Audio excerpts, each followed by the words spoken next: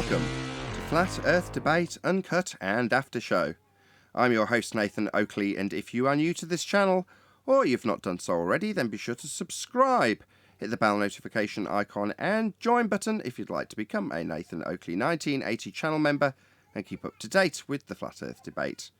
If you would like to support the channel, there is a super chat that runs alongside each of these shows while they premiere, and there's also a PayPal, Patreon and crypto link, together with a thanks button in the info box below this video. Speaking of Patreons, I'm going to do a quick shout out to all of you who do support me on Patreon, so a massive shout out of thanks and appreciation to Phoenix Rising 86, Retro Bill, More Books, Cannabear, Fibre Oats, Bogey, Michael Kahn, Rob H, Ben White, John Kays, Patrick Gunnels, Banter, Will Brax, Mel B. Styles, Troy Shuker, Hairy Blade, Mobile Max 777, Neo the One, Rob W, Open Minded, Reese Pound, Del West Watson, Maria Neelands, Unbelievable Productions, Blue Ridge Ranger, The Real Gabster, Liam Nedrick Jr., Abraham Mohammed, Adrian Quintana, Skeptic 936, Life is Short, Texas Mike, and David Wayne Foster. So another massive thank you to all of you for supporting me on Patreon. Now I will hand over to whoever is in Discord and Google so you can enjoy their dulcet tones while I set up for today's live show. What's happy about turning 57? Tell me what's happy about that. You're 57? Yes, thank you. Many happy returns. You're still here. You can be happy because it's the age you can catch up. Hi, 57. That's a good one. Hey, I had a good label for that. Back in the day, maybe a few years back, they were having sayings for Heinz 57. And I was gonna put one in that said, none can catch up.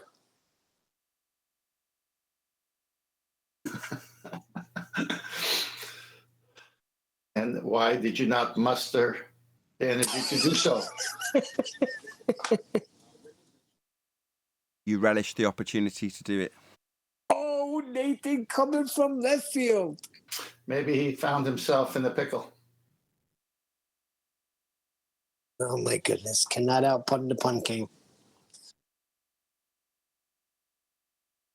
Or in this case, the bun king. So you going away for either of your birthdays? I recommend Cinco de Mayo.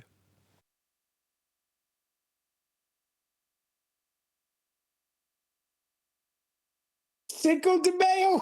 I just got that one. Nathan's got the spread covered. Oh, that's funny.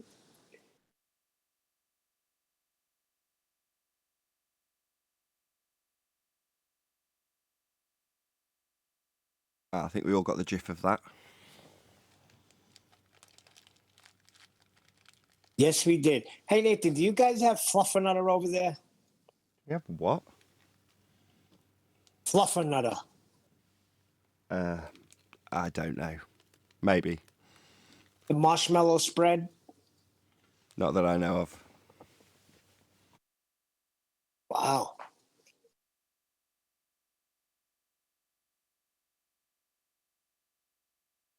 Eat safely, use condiment.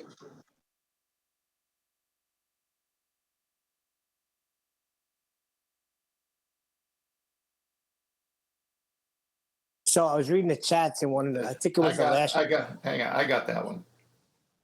I didn't even hear that one. What do you say? It's not worth repeating. Condiment.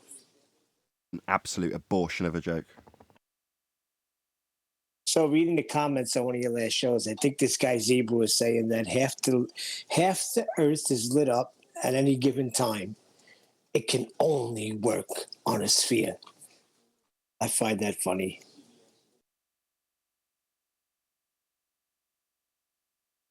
It's too bad that an angle measuring device could only work on a flat plane. I don't think they're getting that.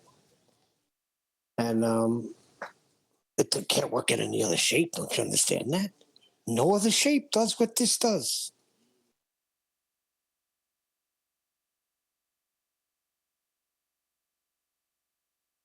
Is that even correct, though, that half the Earth is lit up on any given time? Do we know that for sure? Yeah, I'm pretty sure that you can see where there's night over there.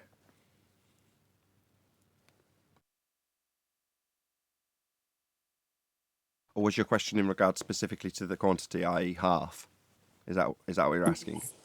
Yeah. Like, how do we know, like, it's exactly half?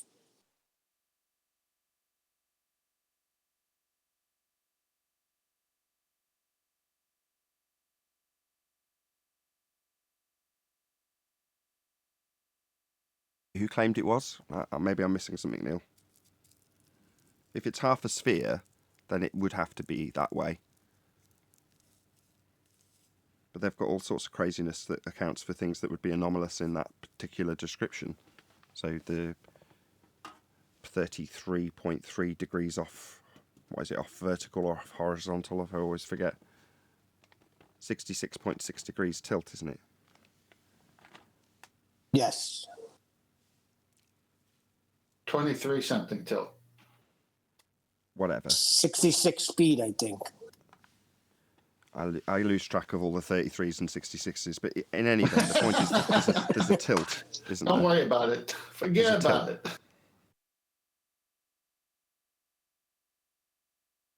All you need to know is you can't take an angle off a curved baseline. That's all you need to know. Yeah, that's correct. But I find it funny that every time I find an old argument, I laugh because I predicted it.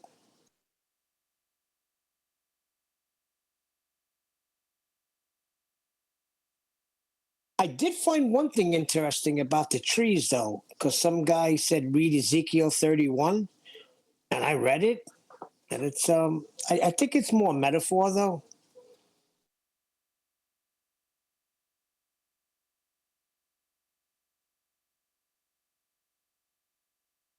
Nobody Okay. familiar with it, I guess. Yes, you're going to have to be that vague and then say nothing. Give me a second, and I'll find it.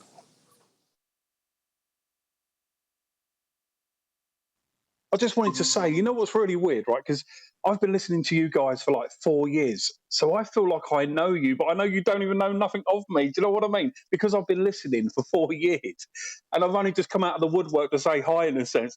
It just feels weird because I know. I'm sorry, who the fuck are you? But I know what he's saying, though. I understand what you're saying. I'm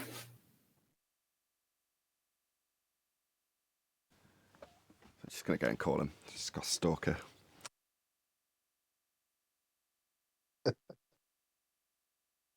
No, I know what you mean. Because it's YouTube, it's that little bit more personal than the TV.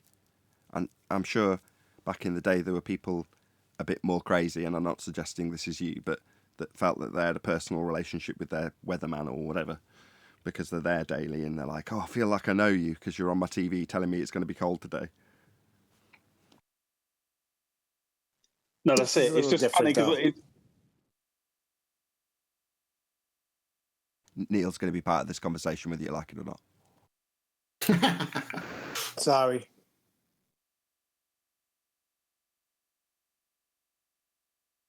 Go ahead. I hope I've cleared the air for you.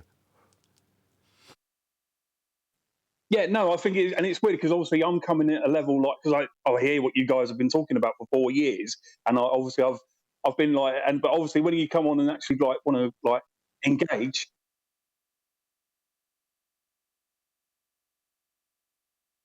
Yeah. Nice that you can feel that way, I suppose.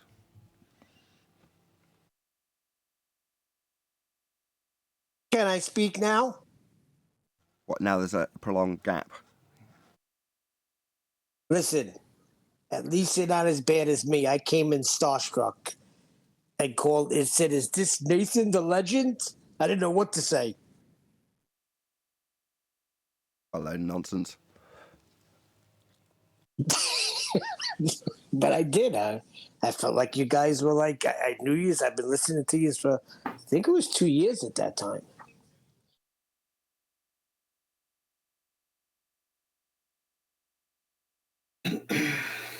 No, but this show has been an amazing help. I mean, my understanding, obviously, I came into Flat Earth, obviously, ages ago, but obviously never really delved into it. And then obviously when I stumbled upon your show, I was like, this, you was just making sense. And as I've been following it, I love the way you're, or the, the understanding of the scientific method and just putting it to rights that, that all these, they presuppose all the time. And when you get it down, I love the conversations and everything you've done. I think it's an amazing show. Thank you. I like my show too, and I'm not just saying that to be facetious. I watched the show after the fact, and I like the information that the show provides, even though it's obviously me listening to me for a fair chunk of the time. But back in 2015 or wherever it was, I remember running out of material on YouTube pretty quickly. You stay up for a few late nights looking for the material that's out there, and then as time progressed, just nonsense polluted it. It wasn't that great to begin with, but it just got worse. And what I wanted to seek out was good quality information that would progress the argument. And it wasn't there. That was the bottom line. There wasn't anybody offering that. Then I found QE on Cathexis' show, and he actually advanced the arguments.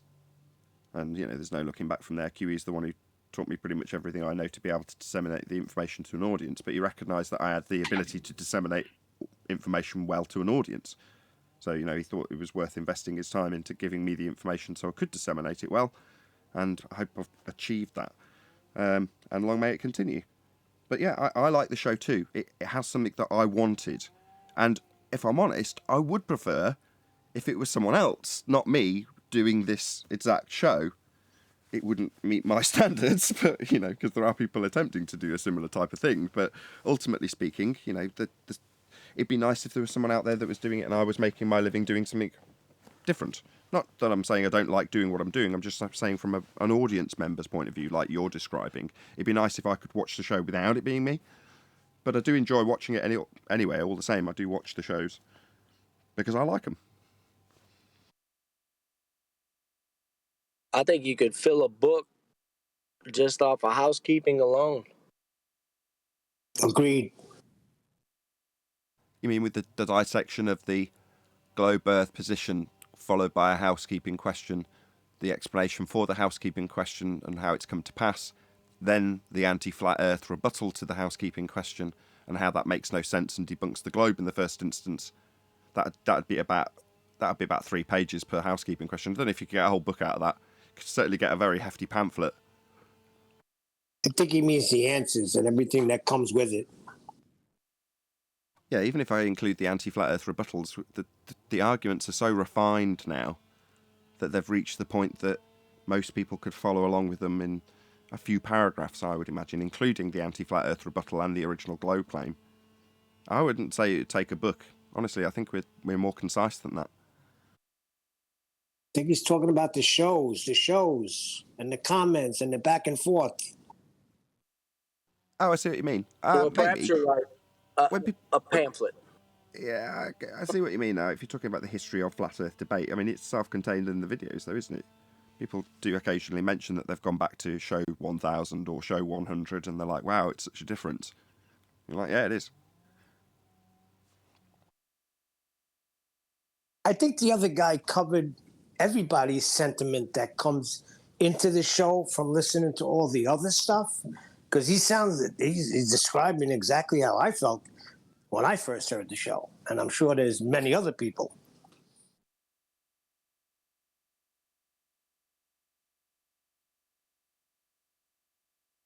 This is a nice way to start the show. Let's kiss each other's asses for a 10-minute straight period. It's a great show. Damn it, and we're at the top. Notice I put the we in there. How much longer are we going to smell our own farts for? Nathan, I've got some slides so we don't have to smell. I don't want to smell. The one starting with the paragraph on dip. Yeah. Okay. Just give me a second to line it up.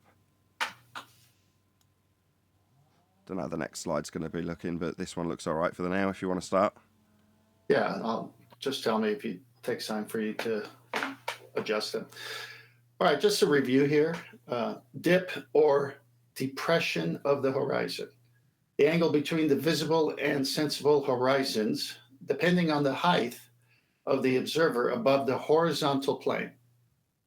Quantity corresponding to the height of the eye is subtractive from an observed altitude. The quality corresponding to the height of the eye is subtractive from the observed altitude. Next slide.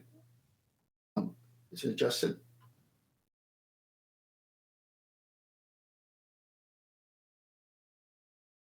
Yeah, it's all right. Okay, so in this case, in this drawing illustration, if you have it, they got the dingleberry Earth, they got the geoidal horizon and the sensible horizon, and then the celestial horizon in the center of this circle, which they want you to think is a globe.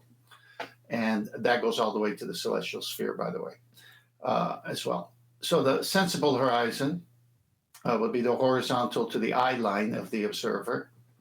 This would be achieved with a bubble sextant, more than likely. Or you could even use a plumb line and a protractor if you have a steady surface. The geoidal horizon would be similar to the visible horizon, what you see with your eyes if you're 10 feet above the ocean. Okay, next slide. Here we have another depiction of it, the height of eye, sensible horizon, and then the dotted line, the actual horizon, which would be the visible horizon. And then it's telling you that they have to be parallel just by the drawing itself. Then they draw this little angled horizon, which doesn't exist. Because when you're in the ocean, like I've been or anyone has been, you never see the horizon with a dip like this angled horizon, which they're trying to make you think is the geometric horizon. So that doesn't exist. The round ball or circle doesn't exist under the dotted line, but this is the imagery they use to fool you. Okay, and obviously showing an angle to the sun. Next slide. We have here an explanation of angle of depression and angle of elevation. With the sextant, you're doing an angle of elevation and you need a flat baseline. When you have a horizontal line already established in your eye line, then if you're looking down at the horizon and you're 10 feet up on the boat, that would be an angle of depression to the horizon where the sea meets the air. At least it looks that way, because at sea, the only thing you have for stability is the horizon. Next slide. Here we have a depiction of a guy on a boat doing an angle of elevation using the dotted line, which would be a sensible horizon at his eye line. Of course, this is rarely done on a boat, but the illustration shows it this way, so I'm going to use it. Because a bubble sextant is hard on the boat because the boat's tossing and turning. But this is a horizontal at the eye line, and then you're doing an angle of elevation to the star. And below you is the ocean, and let's say you're 10, 20 feet above the ocean here. Next slide.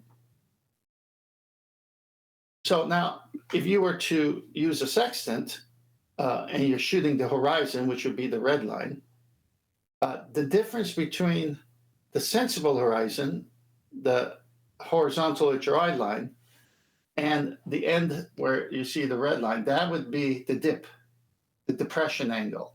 See, right here you have a depression angle from the horizontal from the eye line. But you need a reference point for any angle, whether it's a depression angle or an elevation angle. So in this case, it's showing you the depression angle from the eye line. Next slide.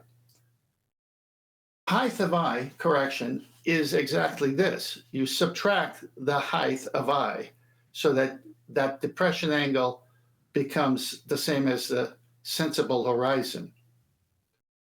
As if your eyeballs were on the ocean when you were taking the elevation angle. So now the elevation angle could be coming from the proper place because it needs to match a horizontal. Last slide we've seen already, but I'm going to read it again. Dip or depression of the horizon. Depression angle, depression of the horizon. The angle between the visible and the sensible horizons, depending on the height of the observer above the horizontal plane, The quantity corresponding to the height of the eye is subtractive from the observed altitude. Notice the word observer above the horizontal plane. Can't get an angle from a curved baseline. Sexton proves that the Earth must be flat. I'm done. Good stuff. Thank you. Yeah, the visuals are always great. I love it.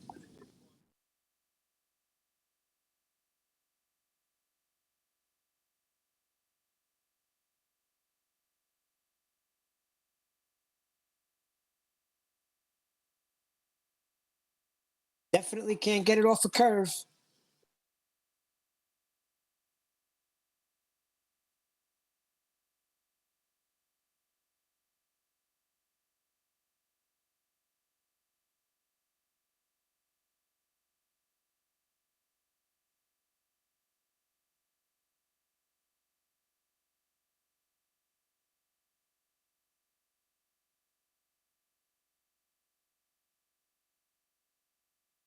Just starting the show.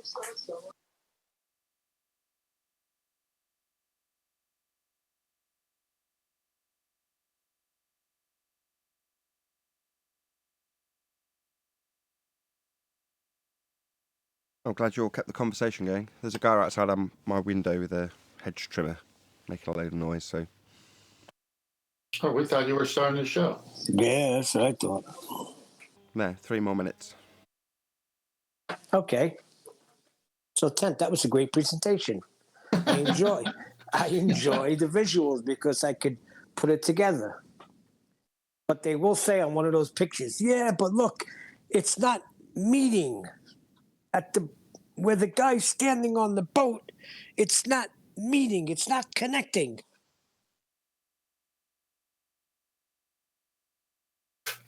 What do you mean? Connecting, meeting. The last visual you did, Yeah. the guy in the boat. Yeah. What about when the celestial navigation books tell you that eyeballs need to be at the surface of the Earth? That's what part of the altitude correction is, to get true altitude. Oh, I know, but I'm just saying they'll look at the picture and say, look, the red line, it's going under the boat. It's not meeting at his feet. Look where he's standing. I'm just trying to play what they would do because they're idiots. No, we're contrasting the horizontal. The sensible horizon to them is a horizontal that starts at their eye line. That's got to get to the ocean surface. That's what the books say.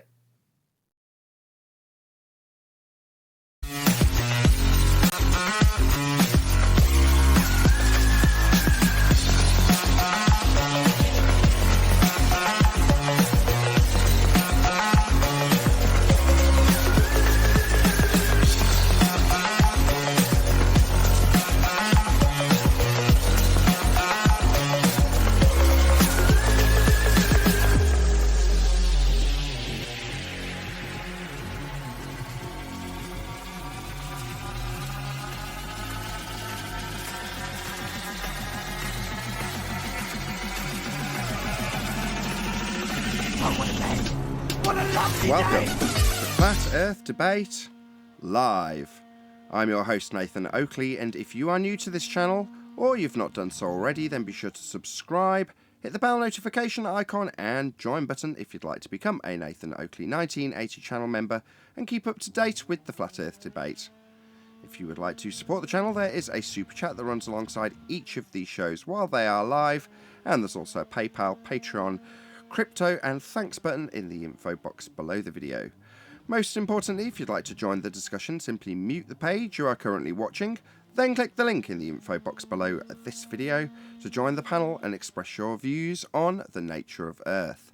If you do join, please don't swear. If you do, you'll be ejected, and if you are, please don't try to rejoin the stream using sock accounts. You'll be warmly welcome back on the next stream. Please also share the show on social media. Sharing the show obviously increases the live audience, but this in turn increases the chances of a more diverse panel, so please share the show on Facebook and Twitter. Now we are joined by 10th Man, Neil, and a whole bunch of people in Discord, so welcome one and all. Good morning. Hello. Good morning. Good morning. Hey, good morning. Good morning.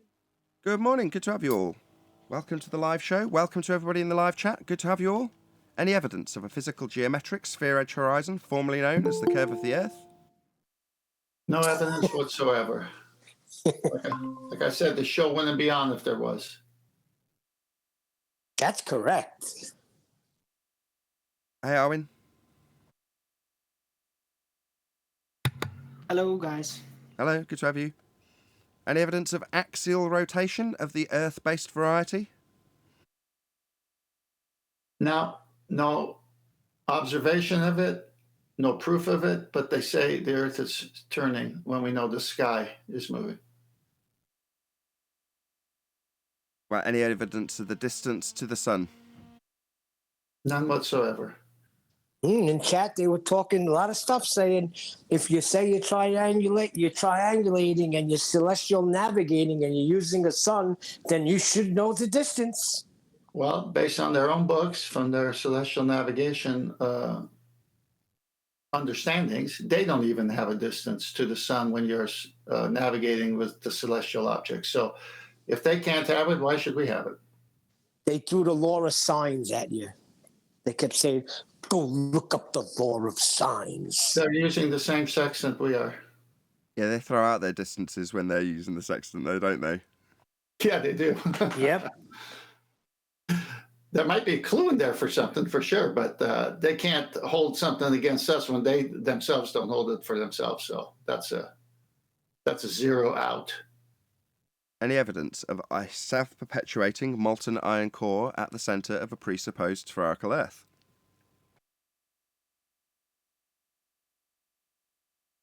None whatsoever. They never, How would they know it's molten anyway? because they made it up themselves. Exactly, Arwin. Any scientific evidence of gravity?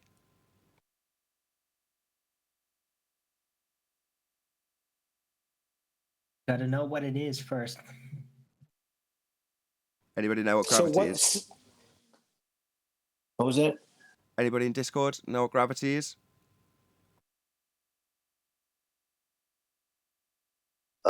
It's the conceptual bending of length, width, depth, and time. Pretty good, not bad. As a result of the uneven distribution of mass, that's correct.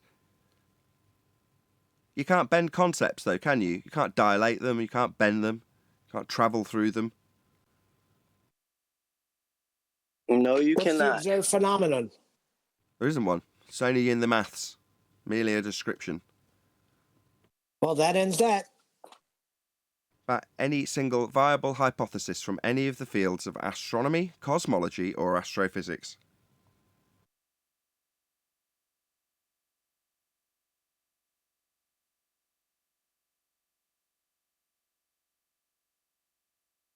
Don't all go at once. It'd be a lot cooler if they did. Yeah, it would be a lot cooler if they did. That's Dazed and Confused, in case anybody didn't get the reference.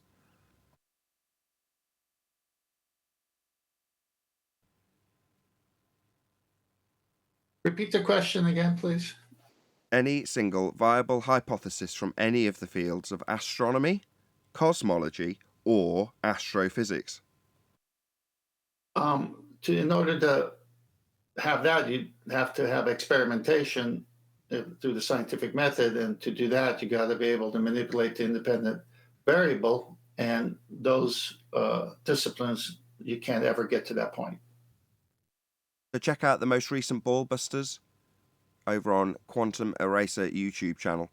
So in that particular show, we're making a start again, as we've done many times, on science and the scientific method. What is natural science? How does it apply? Where is it applicable? Where is it claimed to have been applied but not been? So that's where we were at when we left off, and we will continue in a fortnight's time on the next Ball Busters. So check it out, Be Here or Be Sphere for Ball Busters. Any evidence you can acquire an elevation angle measurement from a curved baseline?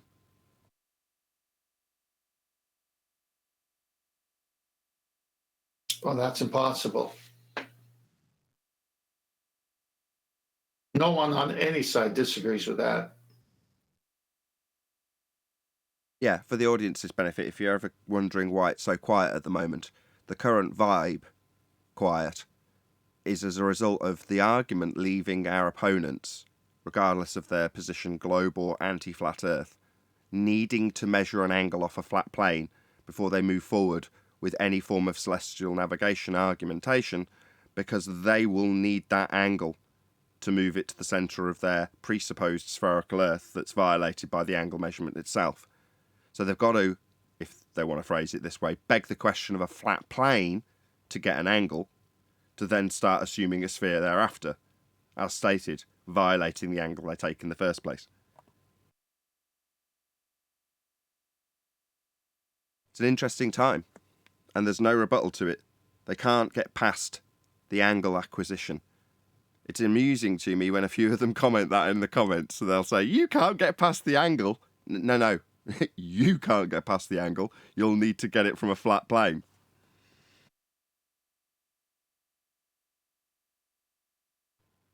But there's no clever rebuttal. So with the Black Swan, there was a rebuttal that could have, at the very least, duped the less intelligent into thinking that it's a viable rebuttal, even though the rebuttal of refraction actually violates the geometric assertion in the first instance, i.e. it's a loss for the person asserting it. Now, the person asserting it may or may not know that, but that isn't the point. They're just trying to look for consensus in anybody who hears that argument. And it might work some of the time, until you need a geometric straight line tangent to a sphere edge to do any sort of claimed angle measurements when you're drawing a line that's not in existence to a point that doesn't exist. Then it becomes a problem. But obviously, initially, Black Swan rebuttal, refraction, seems reasonable to somebody who's a bit thick. Now, acquisition of two straight lines. How are you going to get around that with a curved surface? The answer, you're not. Well, we've already documented that Al-Biruni had to measure the Earth flat to get the height of the mountain. And then when he went to the height of the mountain, he disregards that whole measurement. And then we had Zanuck come on and saying, well, yeah, you got to start with a flat plane. So, I mean, how many more admissions do we need from that side? I mean, I don't need any. I'm not looking for them to agree with me. I couldn't care less. You know what I know, and whether or not they disagree because they want the consensus to agree with them, therefore disagree with me, is kind of inconsequential. It's not an agree-disagree argument. I think it's refracted curvature that would typically be saying this. But it isn't actually an argument. Ipso facto, you will measure an angle from a flat plane to do this. That's not, well, you might if you think you're on a flat plane, or you could if you're on a sphere. It's you will, if you're going to perform celestial navigation, take an angle measurement from a flat baseline. That is what is done. Now, we can take what is done and assert flat Earth with it because that's what's needed. That is an argument. But ipso facto, celestial navigation is a flat Earth proposition and method. Well, that was my whole point. When Zanuck came on and agreed, immediately saying, well, you can't unless you have a flat plane. It's, like you said, it's not an argument. It's ipso facto. It's the way it's done. And he admits to it, but he wants to say, okay, now after that, we're going to take some geometric considerations and say we live on a globe or so. I mean, this is what they've been doing since the beginning. Yeah, when they said that they were taking elevation angle measurements to the moon and getting its distance, well, that distance doesn't work unless you insert an R value to the flat Earth elevation angle measurement you took in the first place. It's like the people who turned around after the fact on the flat Earth side and said it works equally well on a flat plane, you just get a different height measurement. Yeah, you do from that position until you move. Then you'll get a different height, but that's besides the point. What you're actually doing in both instances is measuring an elevation angle. That's two straight lines off a flat baseline. It's a triangle meeting at the point that the moon is above on the land. Well, that angle can only be taken if the baseline is straight. You don't get elevation angles if the curve is part of the equation. It can't have a curve. It's got to be flat.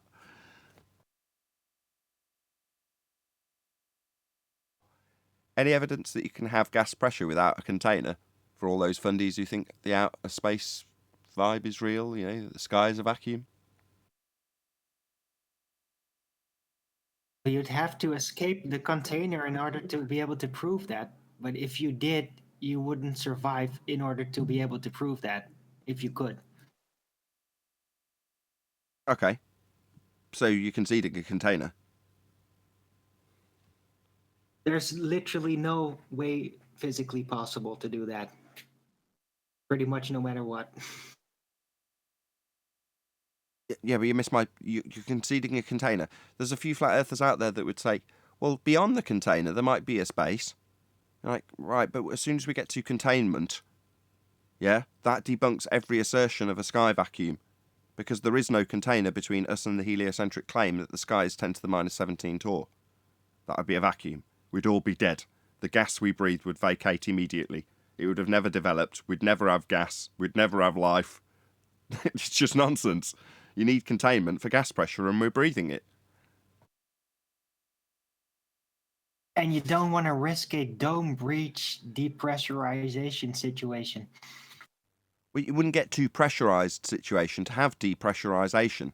So you're saying you don't want to get to the point like in Alien, where they're out in the Narnia land known as space, and they open the airlock. Well, obviously on the Nostromo, whatever they call it, the big spaceship, it's fully pressurised, and at the point that you open the airlock, the gas that would have typically hit the airlock and then bounced back in to retain the pressure doesn't hit the airlock and has empty space to vacate into. But in order for that scenario to take place, i.e. rapid decompression, you've got to have compression first. Well, Earth, in the heliocentric model, has no containment whatsoever to develop the gas pressure they claim we have, and then they've got the gall to show you a totally fake painting of Earth from space with a black area 10 to the minus 17 surrounding clouds that are just chilling out on top of a ball. They ain't going nowhere. Why? Well, no reason. They're just defying the second law of thermodynamics, not filling space, not falling in line with entropy. Right. So they just deny these natural laws, and some people might even usher that, yeah, the second law of thermodynamics doesn't apply to the Earth. Doesn't apply to the globe Earth model. That would be more technically correct, yeah. Well, that would be factually accurate because literally it doesn't apply. The second law of thermodynamics, that would be the natural law governing entropy or decay. That law doesn't apply to the Earth in space if you believe you're on a sphere, because the gas is not filling the space.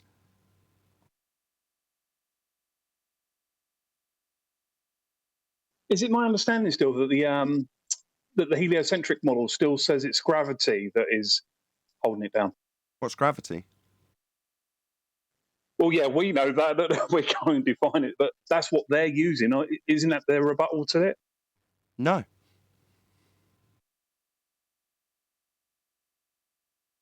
It's the bending of space-time that keeps the gas in. You've got an Somehow. out-of-date 107-year, nearly 108-year coming up for out-of-date rhetoric that's still to this day taught in schools to give children the illusion that there is a actual force. Now, at no point do they say, that's what's holding the gas here when you see Earth from space in Narnia with the gas not filling the space. It's because of the gravity that we taught you in school, where it's a force. But as soon as you reach university level, they'll make it explicitly clear, as Craig found out from George Musa, that gravity is not a force. It's, as someone described from the Discord panel earlier, the bending of a conceptual medium. Pseudo-Riemannian force space, time, bending, as a result of the uneven distribution of mass. That's Einstein's gravity. Well, conceptual mediums, four-dimensional space-time, isn't something we experience. It's a conceptual medium, and the geometry thereof, pseudo-Riemannian force space, is what is described to bend when described in the maths. That's not physical reality. That's a conceptual medium being described as a result of the musings of Einstein. Nothing that is actual physical, nothing that is actually happening. It isn't even being described by Einstein as a force. It's not a force. So no, it's definitely not holding the gas here. To put it more succinctly, as Arwin already stated, the second law of thermodynamics does not apply to the heliocentric system. It's violated in more than one instance in terms of both the first and second law. The entire origin story of the heliocentric model is a first law of thermodynamics violation. Energy cannot be created or destroyed, but at the beginning of time we divided by zero and got everything in known existence, aka the Big Bang. That's a first law of thermodynamics violation.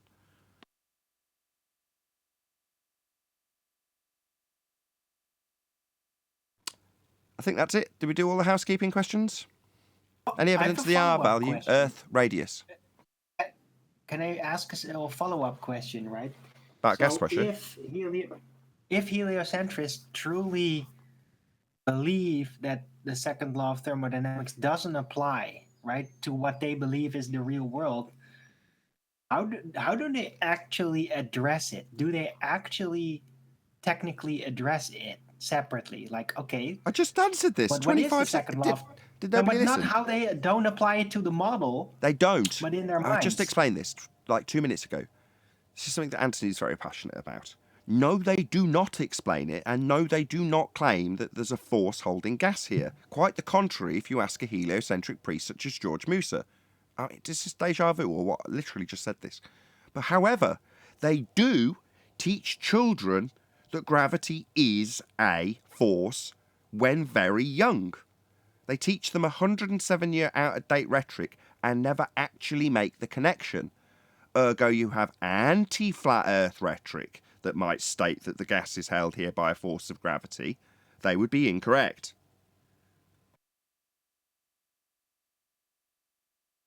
Right, but I'm just wondering that based on their model beliefs, do they actually think about it separately and like go back in history when gas pressure expansion was conceptualized and argued upon with entropy? Like, do they just say like, no, they were wrong? Do they even do that, or did they just not talk about that subject ever? Okay, what they say, and this requires a force, is that the gas go down, go boom boom. The displacement of any helium balloon I were to let go, the assertion would follow that the only reason it was displaced upwards is because gravity, which is not a force, pulls the gas down around the balloon. Ergo, you have homogeneous layers of gas that are described as ever-increasing spheres that they would describe going up in altitude. Now, those ever-increasingly wide and more vast spheres, violating the first law with their claim of trajectories of items that leave a non-inertial turning reference frame retaining their velocity as they increase their altitude, therefore violating the first law as they increase velocity with the ground going at a slower rate than they're going as they increase their height. Nevertheless, as you go up, you've got layers of gas, each pressing down on the one below. Ergo, gas go down, go boom boom. Meanwhile, gas is created at ground level, and because of a law of nature known as entropy, gas disperses into whatever volume it's got to disperse into. Dispersion is entropy. Well, that dispersion we experience every time we see anything creating any gas. The oxygen we breathe is created by the vegetation down at ground level and does still make its way up to the top of Everest. Gets less because it's diffusing into the air. That's what entropy is. But they deny it and say, no, gas comes from the clouds and falls down like rain, pushing the other stuff up.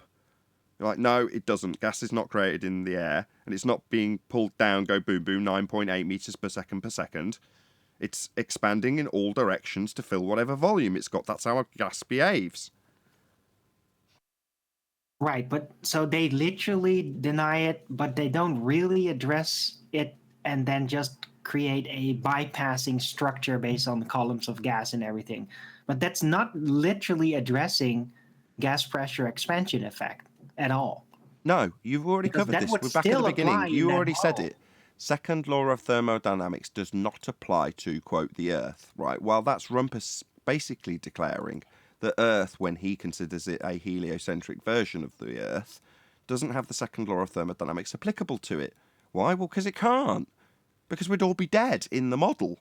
Because gas would fill the space. Instead, a non-force force that you can think of as a force but isn't really a force is bending a conceptual medium known as space-time, causing inhomogeneous layers to become homogeneous and anisotropic gases to become isotropic. And therefore you have layers of gas pushing down, go boom boom, with 9.8 meters per second force applied to them. That's what they say. Now, that's not true in the actual rhetoric, but it's never covered in the actual... You find me a piece of actual heliocentric rhetoric that says gas go down, go boom boom, beyond some clown like Thunderfoot declaring it. You won't. I assure you. Anthony would have found it already. Well, it is sometimes described in science fiction.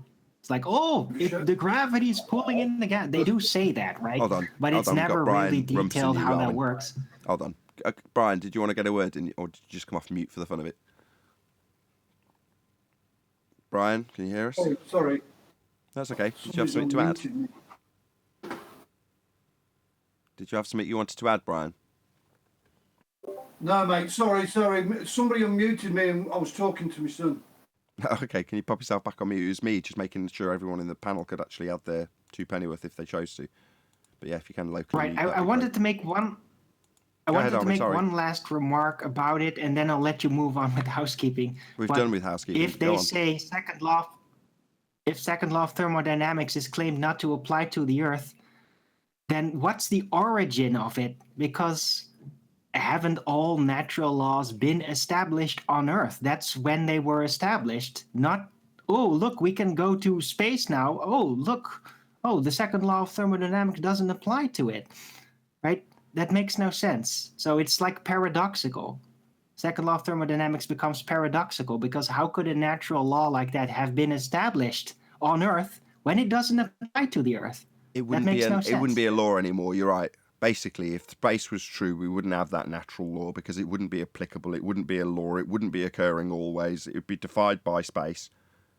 Now, their argument in rebuttal is to beg the question and go, well, obviously we've got space, and obviously it is defying the second law of thermodynamics, because there it is. Look, I look at the sky and just decide that it is a vacuum. Even though I've not been there, and even though the pictures from it are absolutely ludicrous, and even though the pictures are actually violating the second law of thermodynamics that we do experience daily. But I'm still going to just say, well, that doesn't apply to my model that I've never seen, and priests have lied to me about since birth. Right. That concludes the housekeeping, unless I had any answer for the R value question we asked at the end. Did anybody want to have a bash at R and where it comes from? You're going to need a flat plane for that. You are going to need a flat plane for that. Just out of interest from the chat, when we started off the show, did anybody notice that there was a chainsaw going on out my window? I just want to check if I made the right mic choice, because it rejects noise from that direction. So if you didn't hear the chainsaw, let me know in the chat. Sound all good. Whereas if no, I definitely could hear the chainsaw during your intro and first housekeeping questions. I'd be intrigued to know, because I can't go back and actually monitor it while I'm doing the show for obvious reasons. Yeah, when you did. Go on. When you did the intro, you could hear a little bit of something going on in the background. A little bit of something, but it wasn't like, oh wow, that's really distracting. No, it definitely wasn't distracting, but you could hear it. Oh, okay. Well, that's good enough, as long as it hasn't, because to me it was so loud I could hardly hear myself think, which is good. But, my ear's pointing that direction and the mic's pointing towards me, and the rejecting little fins in the side of the mic are pointing towards where I want it to reject noise. The only bit that leaks in is through the window, i.e. the frame, because it's triple glazed. But you can still hear a chainsaw when it's 3, 4, 5 feet away, or wherever it is. The guy was doing the bush that's right outside my window, the gardener. Anyway, quick shout out to Professor Phil Bell, who sent me a donation via PayPal. Thank you very much, Phil. Really appreciate it. You're only, I think, the second person to have done that, outside of what I may or may have not been GoFundMe contributors that were jokingly set as being people that were against us.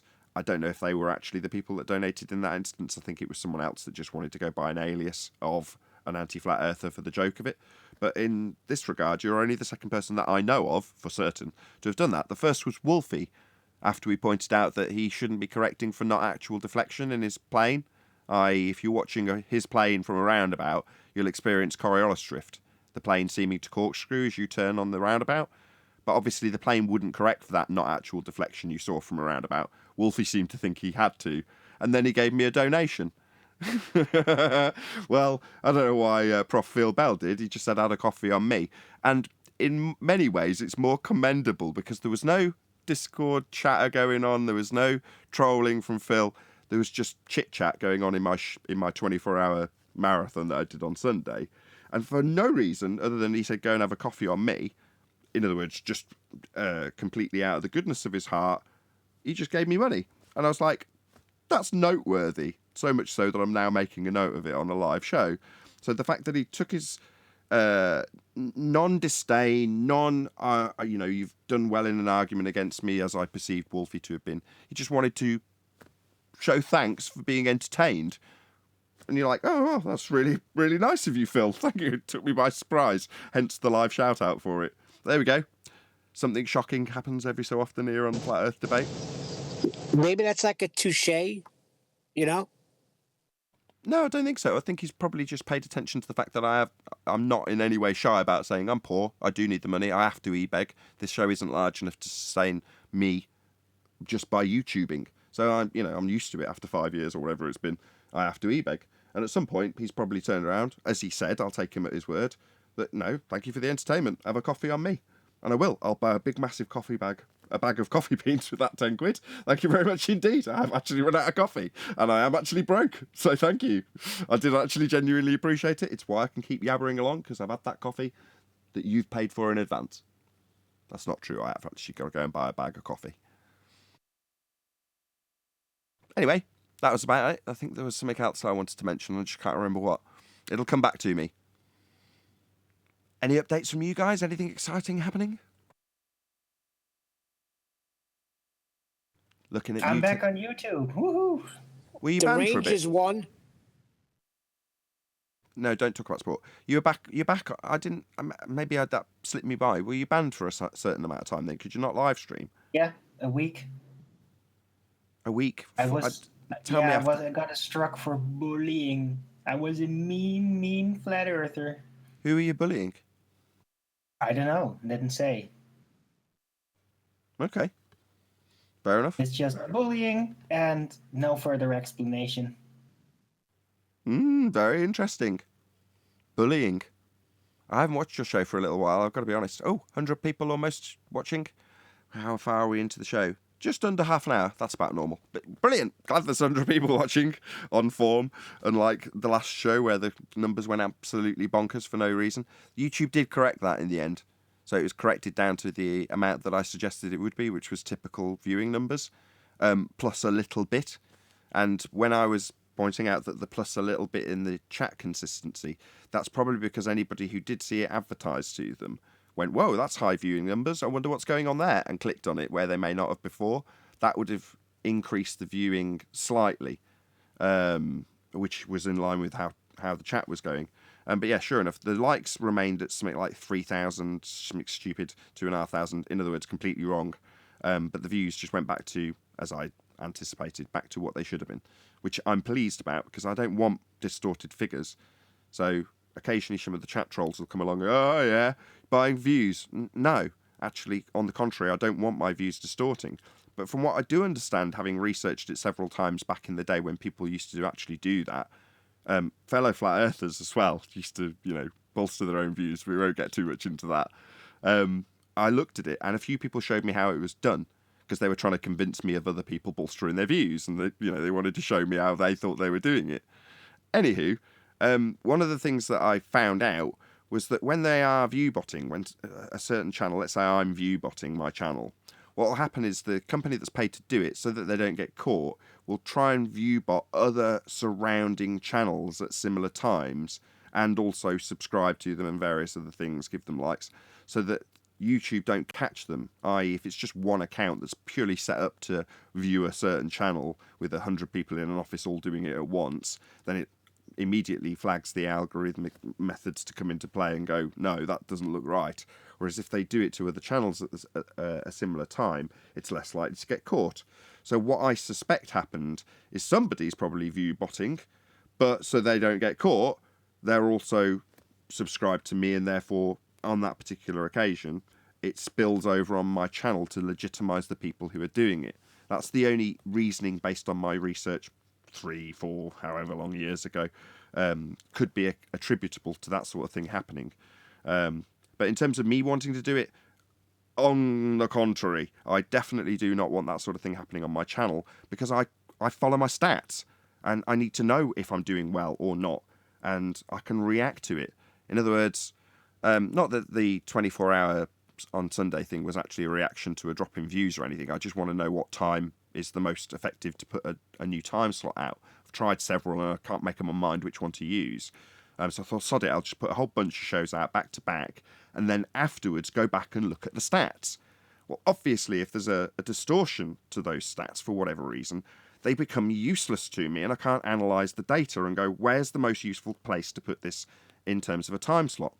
And while that came up in the chat while I was watching the show yesterday, during the 24-hour marathon, and somebody, one of the chatters, actually pointed that out to me or alluded to it, and they were like, are you picking it? I can't remember how the question was phrased, but what are you looking for in regards to the view figures, based on the fact that, you know, I'm only viewing it live, and would anybody else, or do you all? That was how it started. Do you all only come when there's a chat here? And I immediately knew the stats, and I was like, no, 80% of the people don't come when there's a live stream going or a premiering stream going. They watch afterwards. Now, I know that from my stats, but what I'm looking to achieve with the extra time slot, which will probably end up being in the middle of the night for me, it seems, which I was kind of, you're looking at it going, 4 to 6 a.m. I'm definitely not going to be able to monitor that, am I? I mean, that's where I hope to get some sleep, when my kids aren't waking me up. But that was just what the stats initially showed me. I was like, this isn't padding out for it being a show that I can monitor then. But there we go. That's why I've done it, to figure that out. But I want the show to have good stats in terms of how many people are watching concurrently at the same time, so that I can see it. Whereas sort of 2 or 3 days after they've been broadcast, I can only see how many consecutive views they've had, rather than how many actually watched during the show. And for reasons of making it look more popular, as I described earlier with view botting, I want a genuine audience of as large a numbers as possible when it first gets a premiering stream at whatever time it may be. So because it's going to become a consistent time slot, I'm hoping that people will, you know, come back again and again and again as it becomes a regular thing to them. And obviously I'm going to pick the time that's going to give the best numbers when people are all watching it once when it first comes out. Hence, you know, that's why it's important, the actual time. If I was just looking at how many overall, it wouldn't really matter what time it came out. But given the fact that I will have 3 show time slots a day spread out throughout the day, it's quite important that they don't overlap and, you know, end up oversaturating each other, or whatever the words are. There you go. There's my babble about the purposes behind doing that 24-hour not live stream, but 24-hour marathon, and indeed the stats from that weird show that we had a few days back, last week or whatever it was, because it was weird, and I do find those things fascinating. It also amuses me when people assume that I'm doing it to bolster my views. It's like, no, you know, if I consistently get, at the worst case scenario, about 60,000 views over a 28-day period. If I'm doing badly, typically it's about 80,000. If I'm doing well, it's 100,000. If I'm doing exceptionally well, it'll be over 100,000 views in a 28-day cycle. So, you know, you can work out yourself the mean average what that should be, and I can see where it is. You know, if it drops below 80, I go, well, I better do a bit more editing and, you know, chunk out some videos that will increase that number, because I know that I'll get axed the moment my stats slide, and it's the people who don't watch their stats that when they start to slide, they carry on as though nothing's happening, and before you know it, everyone's forgotten who they are. Well, I definitely don't want that to happen, especially when we're in a community and a topic that's considered fringe by YouTube. So, you know, they're doing as little as they possibly can to promote me as it is, so I've got to really keep on top of this stuff. Anyway, enough talk about stats. Fascinating flat earth topic this is. Although it is related, isn't it? We're under the kibosh. You know, we're not wanted here, technically speaking. We can't be overtly censored, and we've ended up being quote unquote fringe. So it is definitely related. I will waffle on about it. Why not? This started with you, Arwin, saying that you'd been banned for bullying, by the way.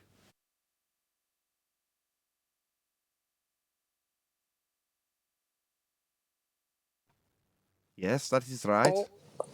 Obi-Wan Kenobi this Thursday. Obi-Wan Kenobi, a new movie's coming out from Star Wars, Disney. 6 parts. I heard it's epic. Darth Vader scenes. We'll see. Well, fair enough. Shout out to Mike808 for hitting the super chat. It says to get back on track with housekeeping. We actually did do housekeeping, so this isn't like we've lost track of what's going on, Mike. I promise. We have actually covered all the housekeeping questions today. But yeah, thank you very much indeed for the super chat. I really do appreciate the support. Thank you very much indeed. Well, Phil B seems to think that what's that housekeeping question? Any viable hypothesis for any of the 3 fields or 4? He seems to think that's science. A viable hypothesis is the formulation of a naturally occurring phenomena and the assumed, yet to be validated cause of that effect with a null. That's all we're asking for. We're not actually asking for it to be validated. We're not asking for the actualization of that hypothesis. Just a valid hypothesis. That's all we're asking for. I mean, just, if he thinks there is some, just chuck it in the chat. If A, then B, and if A, not B.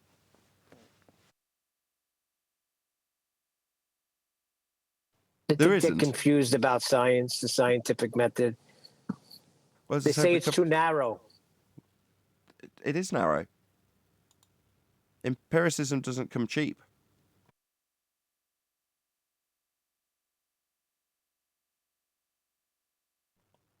What it offers is a logical methodology that doesn't allow you to violate the cause once you've established it. Let me explain. If A, then B, which would be to say, I do A and cause B to happen. Now, in a hypothesis, you've also got, if A, I vary this thing, and B does not happen. So that's called a null. Well, when you go through the process of actually varying A, you can't, when you vary A, both cause B to happen and simultaneously not cause B to happen. Either A being varied will cause B, or A being varied will not cause B. You can't have both. Therefore, when you vary A, one or other of those predictions, scientific predictions, will be proven. You vary A and it causes B. Okay? Therefore, your prediction in the null, if A, then B, is proven. Now, if on the other hand, you vary A and it does not cause B, then that part of the prediction, if A, not B, is proven. So, because of the structure of the scientific method, what it offers at the end of actualization of a hypothesis is empirical proof. That don't come cheap. Yes, it is hyper-specific. Yes, it is narrow. Yes, it is limited. Well, that's natural science, whether you like it or not.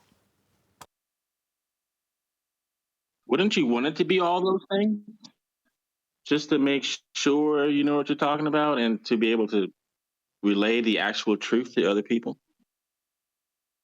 It's not even in terms of empiricism, you can call it truth, but it's just matter of fact at that point. It is proven.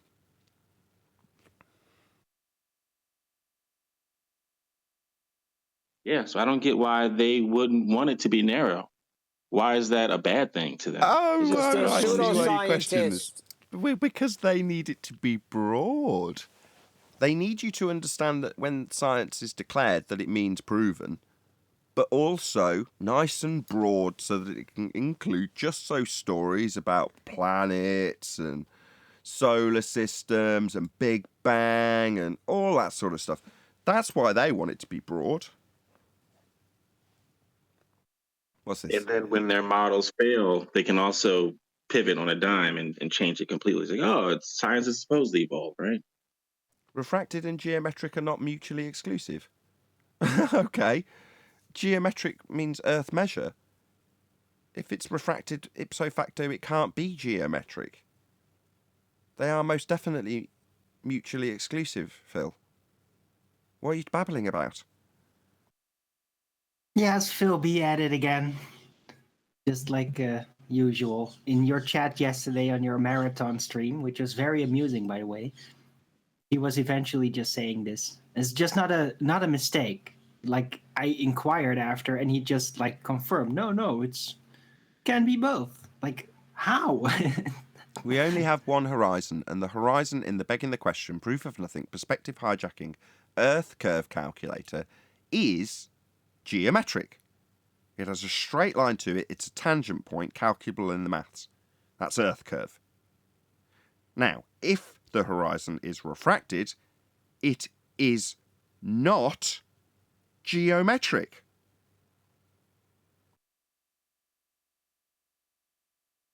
That's what I thought.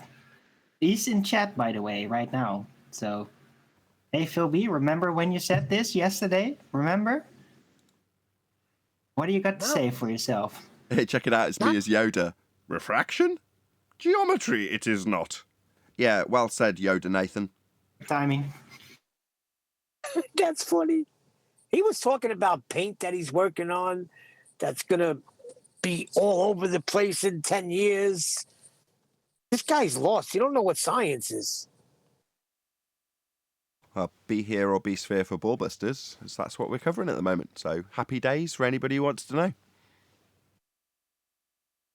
We nicknamed him Secret Science Man because he said there's things that he can't discuss. He wishes he can. Who's this? Yoda? Phil B.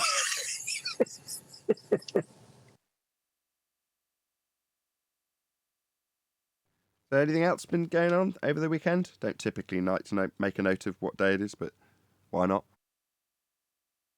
No, that 24-hour thing was great. You could pop in any time and get in, and Phil B was entertaining, I must say. I should send him a super chat. The one downside about it, though, the system you got it set up, the way you got it set up, was that you constantly had to switch chats. That was kind of annoying. But other than that, it was awesome. I don't follow switch chats. What? Well, you'd have to go to a new stream. I thought it was going to be a singular stream, so you could just stay in the chat constantly. But you had to actually switch to, like, you throw out the link for the new thing that's going to follow it up, and then you have to go there. Because the old chat's just going to die out. That happened with every stream change. So. Oh yeah, that's how I wanted it to be. As I explained earlier, I wanted to know what time slot would do well statistically speaking. So yeah, I wanted it to be in, separate shows with separate stats. So I could look at it in that way. I'm just going to do a couple of quick shout outs. Shout out to Godzilla37. Then I said, quote, "But no one will laugh if chocolate is not there to hear my super chat," end quote. She replied, "Don't worry, Nathan won't read it anyways," end quote. And she pressed, quote, "buy and send," end quote. That's brilliant that you're narrating your life via super chats for me, Godzilla. Thank you very much indeed for the support. I really do appreciate it. Also, shout out to Fibre Oats, who says, "I don't think many people in general know what the scientific method is." No, I totally agree. Don't stop people making claims. Saturday's Ball Busted humbled me properly. Oh, wow. Yeah, I'm plugging it. I thought it was a good show too. I think QE's on fire at the moment because he's on a little bit of time off, which tends to mean he's razor sharp and wants to get through his presentations. I attempted to ruin that 3 or 4 times and he wouldn't allow it to happen. So, yeah, it's definitely on fine form. Thank you for the super chat, by the way. that was Huey nice, gets a Craig. proper break. He gets less aggro and more on task, and that's good.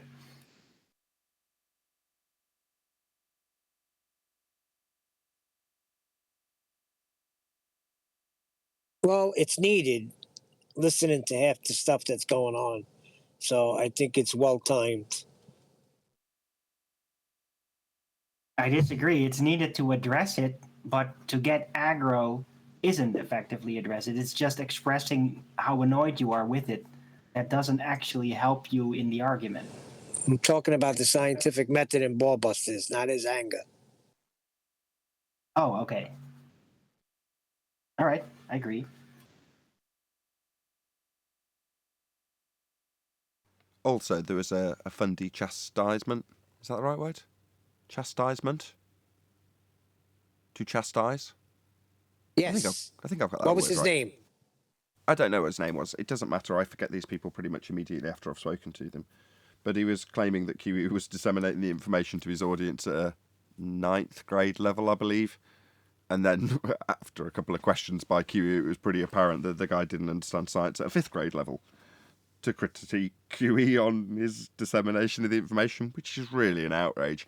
But we find that here in this subject. Now, I'm sure there's people out there that go, no. I debated in the field of tennis. And the same thing happens over there when you're talking about X, Y, and Z. They'll still do the same thing. You'll get some stupid chat skank idiot come along, tell you that you don't know a thing about tennis. It's the first thing that popped into my head because my kids are at a tennis lesson. But yeah, I'm sure there's going to be people out there who will example this happening through all walks of life, because every time I think that something's hyper-specific and capable of being stereotyped into our little niche community, you find out, no, it happens in all walks of life. People are people. It happens all the time. Nathan, I wanted to tell you, that was great, that comparison you put together with the mechanic working on the car. That was really good. Oh, right, because I said it would be like somebody coming along to a mechanic while he's got the hood of the car up, turning a wrench on something, and you go, you don't seem to be holding that flangle, doogle, whatever you call it, very well. I'm sure you're doing it wrong. And the mechanic looks up and goes, what am I working on? What's the thing my flangle doogle's actually touching? And the guy goes, I don't know. And the mechanic says, well, the thing I'm touching with the flangle doogle, that would be a spanner, is called an alternator. And the guy says, yeah, you're definitely doing it wrong, but you don't know what an alternator is, you don't know what a spanner is. You're telling me I'm doing it wrong. What? That was the scenario. Yeah, but you're doing it every day. I need to study. Give me 20 years. All right. That was his excuse, wasn't it? Yeah, that was his excuse. Well, obviously, you're going to know more about this than I am when it comes to science and detailing how a hypothesis is formed.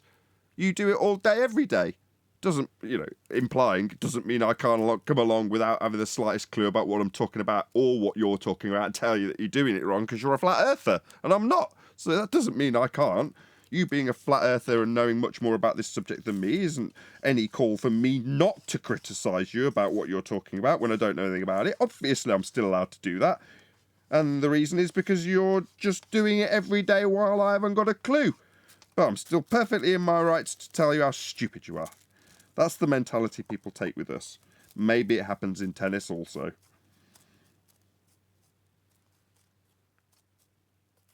It eventually comes down to pride, because what you're doing is exposing the misuse of science, proving it as pseudoscience. They don't want to look like, hey, for the last so many years, I've accepted it as fact, and now you've proven me wrong and how stupid I am. They don't want to go there. So they come up with all these excuses. So then when you read them the narrow definition of the scientific method, they love the idea that the minute you mention science, most people think a proven thing. But then pseudoscience uses that feeling or concept that people get, that the minute you put science behind anything, a proven thing, and then they go misuse it to sell their BS. And that's what the globe lie is. The globe lie is BS. They use words like science. And then when you say, okay, what's your dependent variable? What's your independent variable? Did you have any control variables? What was your hypothesis? Well, we don't have any of that. Well, then you didn't do science. So then all this stuff's been pseudoscience. So they're pissed off that they've been lied to, but they're mad at you for exposing the lie. Shout out to Sensual Goat, who says tennis is so upper class. Flat earth snob. That's true. I live in a very nice part of the world. Royal Leamington Spa. Royal. Very nice. But I'm poor, so I live in a very small apartment, with me justifying that position to my wife frequently. Yes, but look at the beautiful area. Look, you get to take the kids to tennis lessons. There's really nice support for homeschool here. We've got a lovely council. Look how nice our park is. Look how nice our cathedral is. Look how nice those fountains are. Isn't it nice here? And then she tells me we need a bigger house, which I can't afford. Smash the super chat if you want to have a bigger house. Thank you for the super chat, Central Go. I really appreciate it.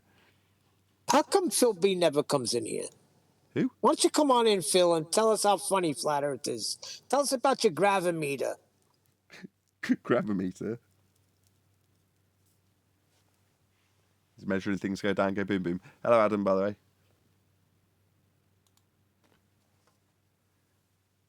No, it actually measures. It measures the amount. Acceleration in specific areas like deposits of heavy metals. That's what it does. It measures gravity. What's that? How do I know? You're telling me it measures the uneven distribution of mass causing the bending of space-time? No, you don't measure fourth-dimensional pseudo-space-time bending. That's a mathematical description. Conceptual only. What's he going to measure? It's a bit like Wolfie measuring drift and thinking he's got to counteract it. To be exact, he says it's used to measure gravitational acceleration in specific areas like deposits of heavy minerals. There you go. What about gas? That don't count, I guess. I guess it don't count. Major constituent part of the life that we lead is dependent on gas. Just ignore it, because it doesn't go down at 9.8 meters per second. Just ignore that. Just doesn't matter. Once water turns into gas, just forget it, just ignore it. It doesn't exist anymore. Can't see it, doesn't exist. When it comes back as rain, it's just magic. It's the sky cloud gods making it just appear. Water's not part of a cycle. Gas, forget it. Doesn't matter that it's going up. It's only going up because the other gas is going down. Oh, so you do remember the gas. You think it goes down, go boom, boom. Right? That being measured with your gravitometer. Gravometer.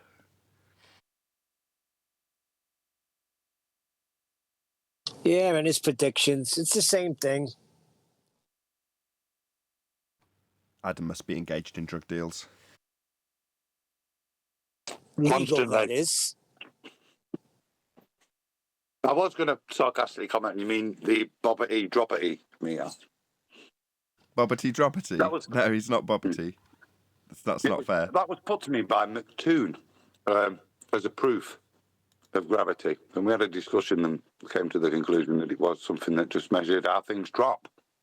It wasn't actually measuring gravity at all. In fact, all it was doing was timing how a ball bearing fell. And, yeah, lovely parlour trick, though. Nice parlour trick. Beautiful parlour trick if you can conjure it up in your apparatus.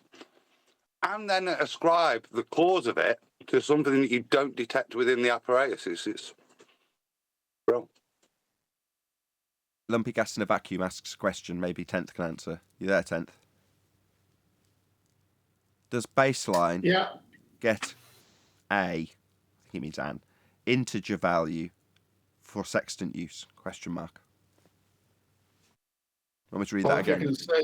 I don't even know what integer is. Ask Adam that. That sounds like a math thing. I'll read the question again. Does baseline get an integer value for sextant use? Question mark. Thank you for the super chat, Lumpy Gas in a Vacuum. I've never read it in that term in the books I got, so maybe Adam could add to it, since I think integer is a math thing. Yes, it's definitely a math thing. Yeah, well, I don't really understand the question. I don't understand the question either. It's just a whole number. Right, I times can are declare another that word too. for numerical value. When a mathematician says they don't understand the question, I can also follow suit and say, without embarrassment, I didn't understand your question. There's no embarrassment to be had. If you were going to assign it a value on the x-axis, it would be 0, wouldn't it? And in terms of your baseline, in relation to the y, you know, the altitude, the y-axis, the point where your baseline intersects the y-axis will be at y equals 0. If that's his point he's making, but I'm not sure.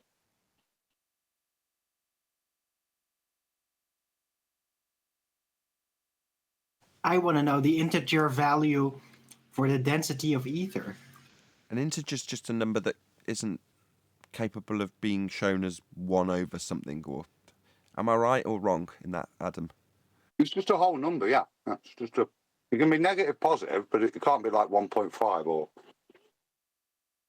3 over 2. Well, Or 875. it's never shown up in any of my research as even. I mean, it's never mentioned in that context. So he needs to give a citation or something for us to look at. I still didn't understand how it's I suppose the trick. I've just seen it here on Google. It's saying the question on Google asks, is 0 an integer value? So if maybe that's what he was applying. That if the baseline is 0, can you ascribe it as an integer? I would say yes, because 0 is still a whole. It's not a division. It's not a part of. It's just 0. It's a whole nothingness. But it's not just 0, though, is it? Your point can be called 0, but the line is 0 to 180, isn't it?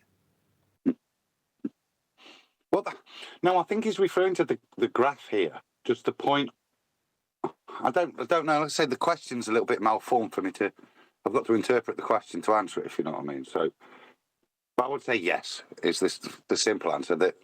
Yeah, our baseline's going to start at 0, isn't it? It's going to be 0 inches, 0 degrees. Once we apply it to the sextant, we're going to start using degrees as our unit. So I would say it's perfectly reasonable that you start at 0 on the bottom, and then that is an integer, it is a real number. So to summarise, lumpy gas in a vacuum, thank you again for the super chat. Does baseline get an integer value for sextant use? Yes. You heard it here first. Breaking news. Big rebuttal for tomorrow. I don't know why that's come up. Is there a reason behind that, do you think? Well, I don't know why it's come up, but it's pretty obvious. You need a reference, and the reference is horizontal, and it's got to be 0. And they show it in all the books, and it's 0 to 90. You got to subtract from 90, your zenith. So the reference has to be a baseline. The baseline has to be a straight angle 180, or looked upon as 0 if it's in a 90. And you can't go away from that, whether it's the sensible horizon with a bubble section, it's your eye line, and the reference is a straight line from your eye, or if it's the surface of the Earth, where it must be parallel to. And with that, I'm going to say, if you are watching this on either Nathan Oakley 1980 or Nathan Oakley premiering streams, then stay tuned, as there will be an after show to follow. Unfortunately, if you are watching this live, this is where we bid you farewell. So, a huge, massive, enormous thank you to all of you who smashed the super chat, liked, commented, shared, subscribed, hit the thanks button, and all that good stuff. Once again, stay tuned if you're watching on an after show. I've been Nathan Oakley, and I will see you all in the next video.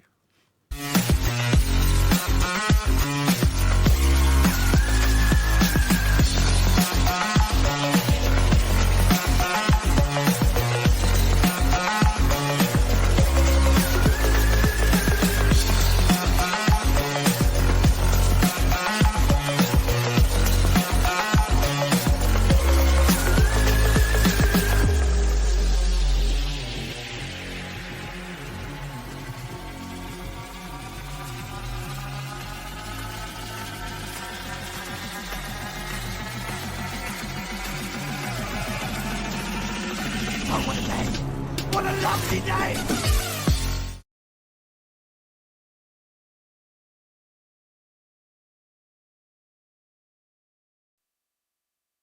It's 18 verses. I'll look at it.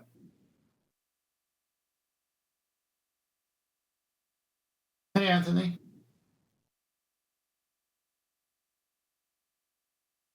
How you doing, Sleeping Warrior?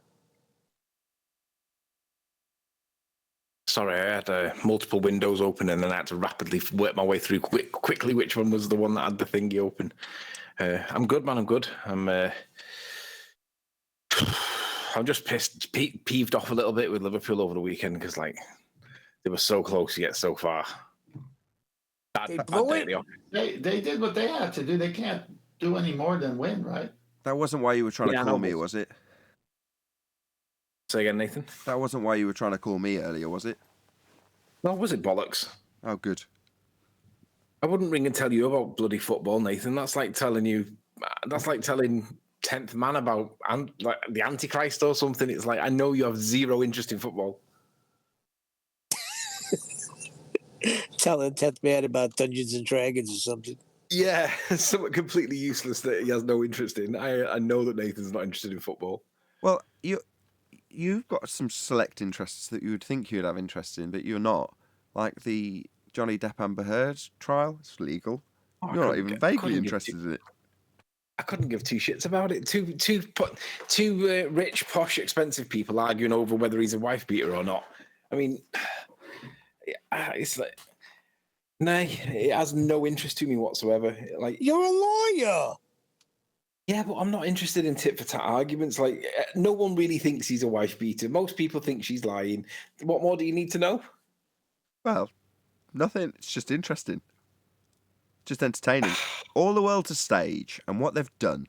So I took it to the extreme with my wife to get her to understand this point the other day. I've tried it on Adam, and he just got it immediately without any discussion. But there we go. If you consider it like the entire thing is staged.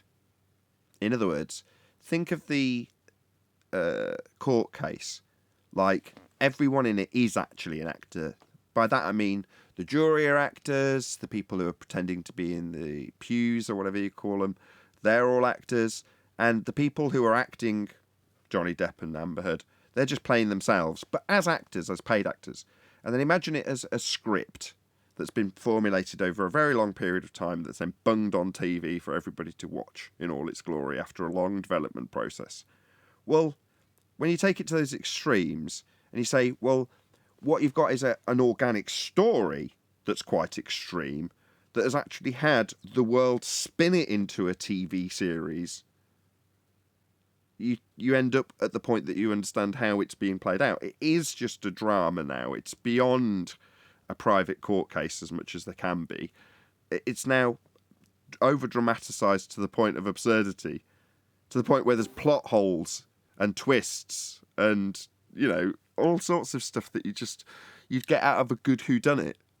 You know, you wouldn't get it as good out of a good novel. It beats a lot of good novels for some of the twists and turns that are in there. So therefore, from a purely entertainment-only point of view, and I know it's real life in some respects, but it isn't. You're not party to any of these people's lives. You're only party to the dissemination of the information by third parties and their spin, whatever it may be. So, you know, all you've got to go on is the spin, and the spin is very entertaining. And, you know, given it's got a legal aspect to it, I'd have thought you'd have taken the real life soap opera that it is and just taken it for what it is and enjoyed it, but clearly not. No. How can you beat shattered on the bed? How can you what? You're nearly right, Nathan. Say again, Brian. You're nearly right. They use it as a training exercise. Oh, that sounds intriguing. Go on. They set these scenarios up and then they test people's abilities within the system. That's exactly what they do. Keep going. What do you mean? Expand on what you mean. It is all scripted. All of the case details are scripted, but they could well have trainee solicitors, accountants, you know, everybody on there could be being tested for their response. Opera theater. they literally improvise, but it's based on things. But everybody is literally improvising. No, they're not. No, he's right. Everything that's done is done. Not only is it scripted, as he put it, script isn't the right word, but I know what your sentiment is. You're saying that every word, with the exception of when they're let loose on the stand, is scripted. It's down to a T. They've argued the toss over every bloody letter of it for years prior to it reaching the stand. In deposition after deposition after... You know what I'm getting at. So they know what everybody's going to say. They know what everyone's story is going to be. They know how the story is going to play out. The only slight ambiguity is the... What did you call it? The ad-libbing or whatever you called it a minute ago, Arwin. What was it you said? Impromptu or improvised? Improvised. Improvised live theatre. Yeah, those bits are the bits on the stand where they physically cannot and will not be allowed to have a script in front of them, literally. They have to do it from memory. And it's how well you can keep your story in line with the story that the solicitors have all got down to the T, to the letter. And if you deviate from that, then you're a liar. But most of the time, if you've got a truthful story, it won't change very much. And if there's a few minor ambiguities in the way it's written down by a solicitor, it matters not to you because it's just your story. Whereas if you're a blatant liar, it'll deviate from that massively.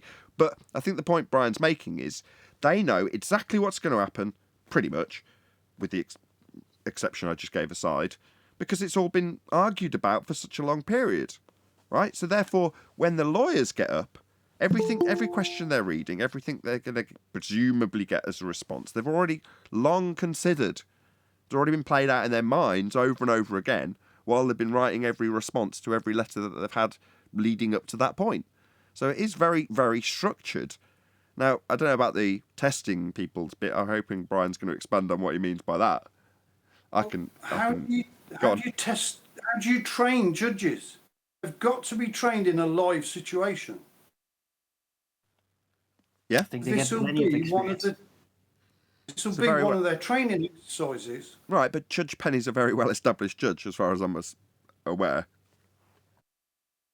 You're talking to a guy that don't even know what gas pressure is. You realize that, right? Do you know how to train judges and every baby that's ever been born?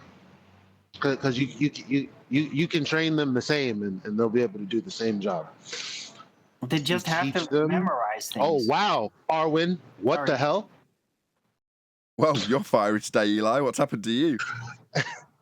I don't know. My back hurts. I slipped. Anyway, I know because I'm just like, let me tell you what I'm about to tell you, and then someone goes, "Yeah." It's like, anyway,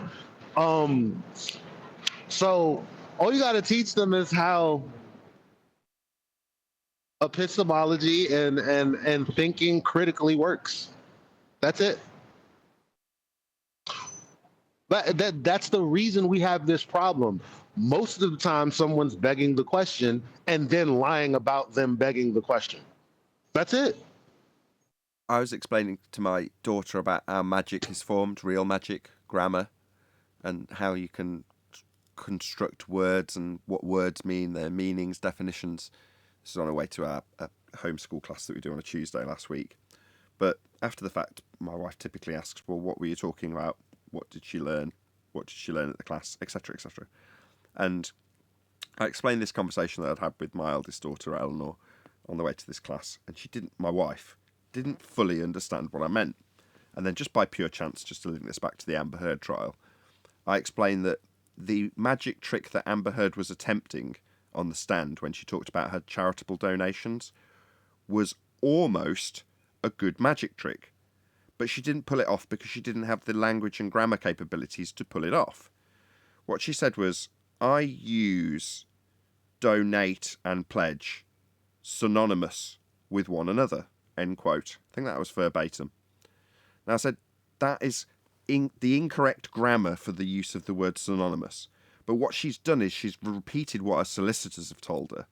So they've been telling her, the two are synonymous with one another. So when she's been asked the question on the stand, she said, I use them synonymous with each other. Well, that's incorrect. They are synonymous with each other, or I use them synonymously. I've said that slightly badly, but synonymously with each other would have been a better magic trick. The fluency of it would have maybe duped one or two of the jury, because it just about sounds like it makes sense. The two are synonymous, or I use them synonymously with each other. That would have almost worked. But because she didn't get the spell quite right, she didn't pull it off. Now, if being such a big deal that she'd lied about, she'd have had the fortitude, or the forethought, to study the synonyms of pledge and donate, and then find herself a route in semantics to be able to argue that point, rather than just listening to a solicitor telling her that they're synonymous with each other. She would have actually been able to cast a good enough spell, but she didn't have the grammar to do it. She didn't have the correct spelling to pull that magic trick off. And that's all she was trying to do. That's all words are. When you talk about magic, that's what magic is. Go on, sorry, whoever that was. Oh, okay, you done, or? Yeah, I'm just babbling away because no one else is talking. Okay, I just had a question. Nathan, I see you got the shorts page. I think that's a very good way to grow the channel. The shorts, what is it, the playlist, right? Yeah, I love that. I've watched it several times. Yeah, I love it, man. But I think we need one. I'm surprised that I did not find one where you just debunk gravity, and I need one. I was trying to show people that, but I just show them 3-hour long episodes. They don't want to watch that, right? So I like the shorts. I thought I would find just a concise, a 1-minute description of just debunking gravity, because a coworker hit me with he dropped the ball and said, explain that. He said, that's not gravity or what, and I didn't have the wherewithal to argue with him there. So I was expecting one of your shorts would, have something concise like that. Fair enough. I can't think of a way to... It's not my specialist subject. It's Anthony's more than it is mine, and Alwyn's more than it is mine equally. But I don't know how to summarise it in 60 seconds, because it's long-winded. There's 2 different versions of gravity to begin with. So part of the discussion point, or part of the argument with gravity, is getting your opponent to tell you what they believe gravity is, and then correcting them if they get it wrong. In other words, if they describe it as being a force, they're 107 years out of date. That's actually Reverend John Michel, C.V. Boyes and Cavendish gravity, which has been falsely ascribed to Newton, known as Newtonian gravity, a force, replaced 107 years ago by the bending of a conceptual medium known as pseudo-Riemannian for space-time, caused by the uneven distribution of mass, and that is not a force. So depending on the position of the person you're fighting with, there's 2 gravities that they could fight. So to summarise how you debunk gravity, well, if you're debunking the claim that it's a force, it isn't. That's 107 years out of date. Mass does not attract mass. But if they say it's bending space-time, well, that's merely a conceptual medium being bent. We don't live in a 4th-dimensional space-time. That's pseudo-geometry devised by Einstein. So it depends on how the argument goes, and that's definitely not me summarising in 60 seconds. I can't. I say you walk into work with a helium balloon and say, hey, let's try that again. Well, at that should do it. But at that point, you could also change the medium. Okay, forget it. Yeah, they've all got it in for you today, Eli. I spoke first. Good morning, guys, by the way. Hey, Chocolate. Hey, Brian. Hey, Chocolate. Hey, everyone. Yeah, it's easy. There's several different ways you can do it. A couple different ways you can do it. Just to say, how many different theories of gravity is there? 3. How many of these theories are scientific? None. How many of these theories are backed up by scientific hypothesis tests? None. That's the end of that. So you can also then say, how fast does a helium balloon go down in mercury? That's the end of that. Just for a more simplistic, But the first one destroys it. Just go to your mate and... None of them are scientific theories. Sorry, none of them are scientific theories.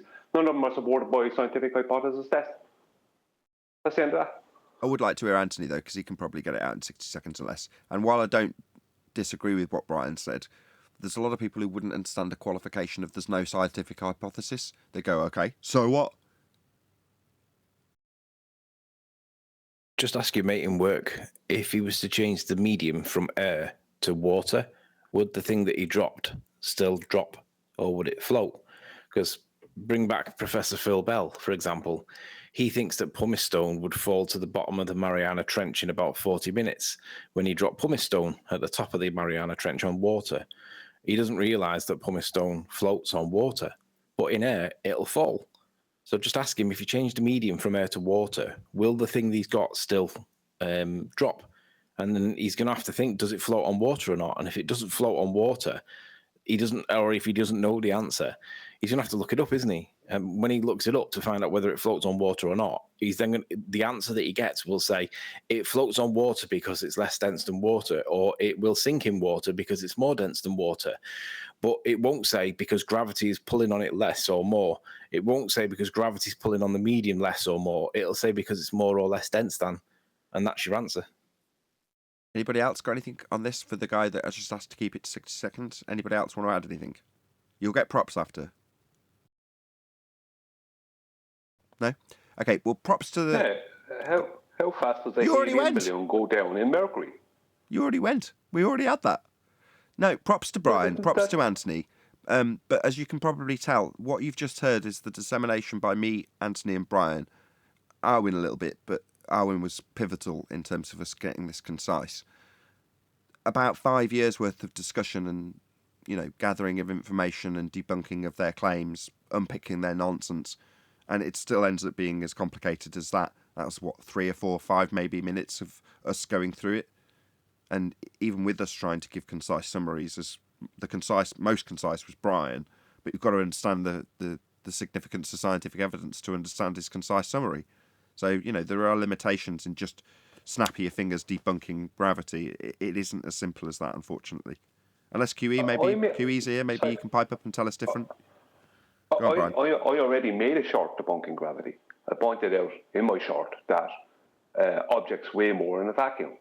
So everyone who believes gravity is a force that causes things to go down have to be wrong, because objects weigh more in a vacuum. I already made one. It's on my channel. It's less than a minute. Sorry, just woke up. What's the question? The question was, why haven't you got in your 70-odd shorts videos a 60-second short that just debunks gravity? And my answer was because it's potentially 2 different things that they might be describing that you have to ascertain in the first instance, so you know what your opponent thinks gravity is, so you can describe to them how they're incorrect, or if they are correct, how it isn't a force and won't be pulling any gases down, for instance. Well, that's going to be more than 60 seconds, and there's a lot of contextualization that goes along with it. So to be dumbed down to the point that it could be a good short, it has to be capable of making the point that's trying to be made within 60 seconds. So how would you, Quantum Eraser, nobody else, everyone pop yourselves on mute. I know you're going to want to rumpus him immediately. How would you summarize it in 60 seconds or less, if you can? So, okay, gravity, what's the hypothesis? That's the question. Yeah, the question's answer is the debunking. So what's the hypothesis? That's 3 seconds. Yeah, that relies on... Then they'll go, let me Google it, and nothing will be forthcoming. Yeah, but that doesn't help them resolve the idea that if they're in the mindset that, well, no, it's mass attracting mass, stuff being pulled to the centre of the sphere Earth because it's got a great big gravity from it, obviously. You telling me about looking up what a hypothesis is, me coming up blank, that doesn't do anything for your average layman. I'm sorry, that's the debunking of it, because it's a complete argument from ignorance fallacy to conjure something without proof in the first place. So he's asking me to debunk something that hasn't been validated, so I need the validation first. Yeah, which means you need the interaction of the opponent. You need the opponent to tell you what they say gravity is first, right? That's why you started it with a question. Yes. Yeah, that's what I said You need the opponent to lay out what they claim they think gravity is. I kind of think his question is valid, specifically because that's their supposition, that gravity is the cause of things falling to the ground. Okay, so then how do you test that rather than beg the question? Do you want to? I think you'd illustrate that in a almost you could do it in a meme, whatever they call it, a GIF. You have somebody mocked up, not necessarily in black. What do they call it when people put black makeup on? I've forgotten what they call that now. Don't get somebody to black up to do this. Gothic? No, blacking up like a black man. I'm trying to say, don't get a white guy to pretend to do this. Get somebody who's actually black to pretend to be Neil deGrasse Tyson, so it's not in any way racist. And then get them blackface? Blackface, that's the one. Don't get someone in blackface to do this. Get someone black. And get them to get one of those, do you know one of those pound shop microphones made of plastic that you have like an inflatable in a pool? You get one of them and fill it with helium, right? So then you get the guy to hold that inflatable microphone thing that's full of helium and basically parrot verbatim what he said on Comedy Central. Gravity, bitches. Then let go of the helium-filled microphone and watch it go up. Ooh, that's hilarious. That you could get into 60 seconds, right? And would debunk the common man's notion of everything goes down. Nathan, that's pretty good. That was literally my answer. To walk into the building with a helium balloon. What you mean, bro? And then have him stare at the ground where he was expecting the microphone. And that doesn't even need words. I could walk in whistling, holding my helium balloon. I don't even need words to debunk. It would have to look like a microphone. And then he drops it, it goes up, but he's staring at the ground where he's expecting the microphone to fall, and it just stares there for like 10 seconds. Like, why isn't it there?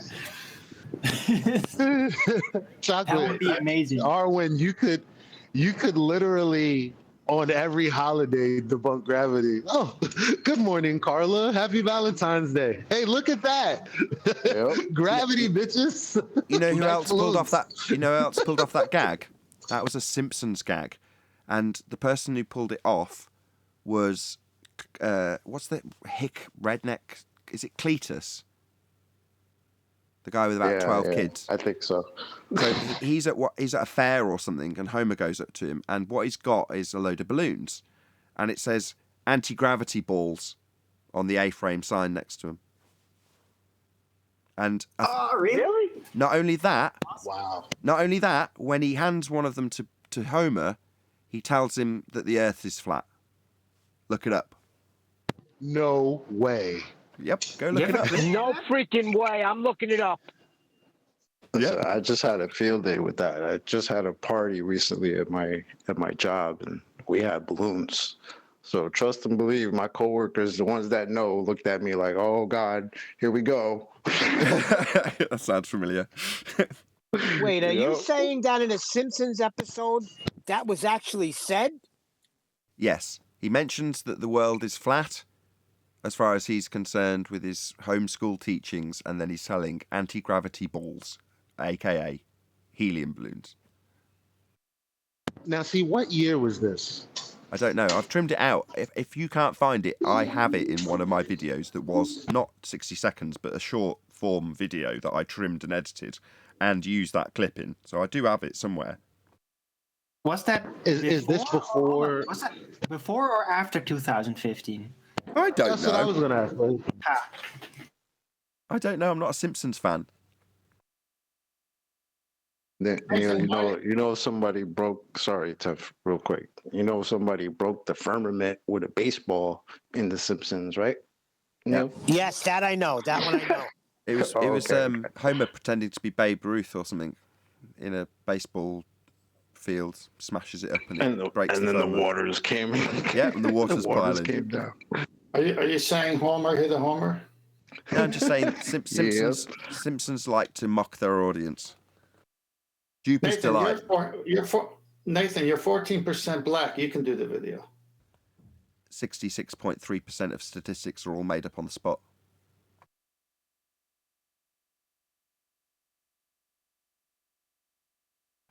Vic Reeves. Hi, guys. Because you made that up on the spot, right? That's Vic Reeves' joke. I was gonna say, John M. Truth, this is the time to elbow your way in. So, Yeah, I'm trying to, Go ahead, to John. wait with the good timing. Hi, guys. Hi, QA, Nathan, and everyone. I just post because this morning I wrote a message to QA because I was not sure and expect the answer from QA. It was good because he asked me what is refraction. But my point here, Nathan, I don't know if you see the post is only a picture of the sun's going down from someone on my family that I really think it's a big globe. And he told me that if I use my a telescope and I follow the sun, I will have this exactly effect of the sun going down, and the telescope will not see the sun, but there's some apparent sun or refracted, they call sun, that would be there. So I was a little bit like in shock because I didn't know what to respond to. What will be the response for that? But hey, Nathan, I put the picture he's talking about in Master B. Okay. Thanks. Perfect. You're welcome. Let's have a look. Let's just scale it so the audience can see what's on it. The sun appears elliptical near the horizon. Is that the one? Yes. Sun's actual position. What? And still visible when it should have already set. Should have? Okay. Objects are still visible even if they're physically already behind Earth's curvature. No refraction with refraction. Okay, I've got it. What's your question? But if it's that's why I'm trying to find this morning the video with time lapse that will confirm this factual whatever the photo. The photo is showing that if the sun is going down and we follow with the telescope with time lapse, technically, if we measure the time, the actual position will not be visible, but in real life we still see the sun. So they call it the refraction. It's begging the Can I mention to you? Oh, well, yeah. You're begging the question. So what you're describing doesn't match what you're assuming. Who's off mute? What you're describing is that there's a rate change as the sun meets the horizon. It slows down. So your optical representation of what we call the sun, if you were to time it moving towards the horizon at a given rate, upon reaching, let's say, 10 degrees above the horizon, it slows down. Correct? It's supposed to slow down because if the sun stayed there and is supposedly refracted, yeah, the timing doesn't match the reality. All right, forget about what you're being told the heliocentric model describes. What we actually see is the angular rate reduced towards the horizon. That's what we actually see, isn't it?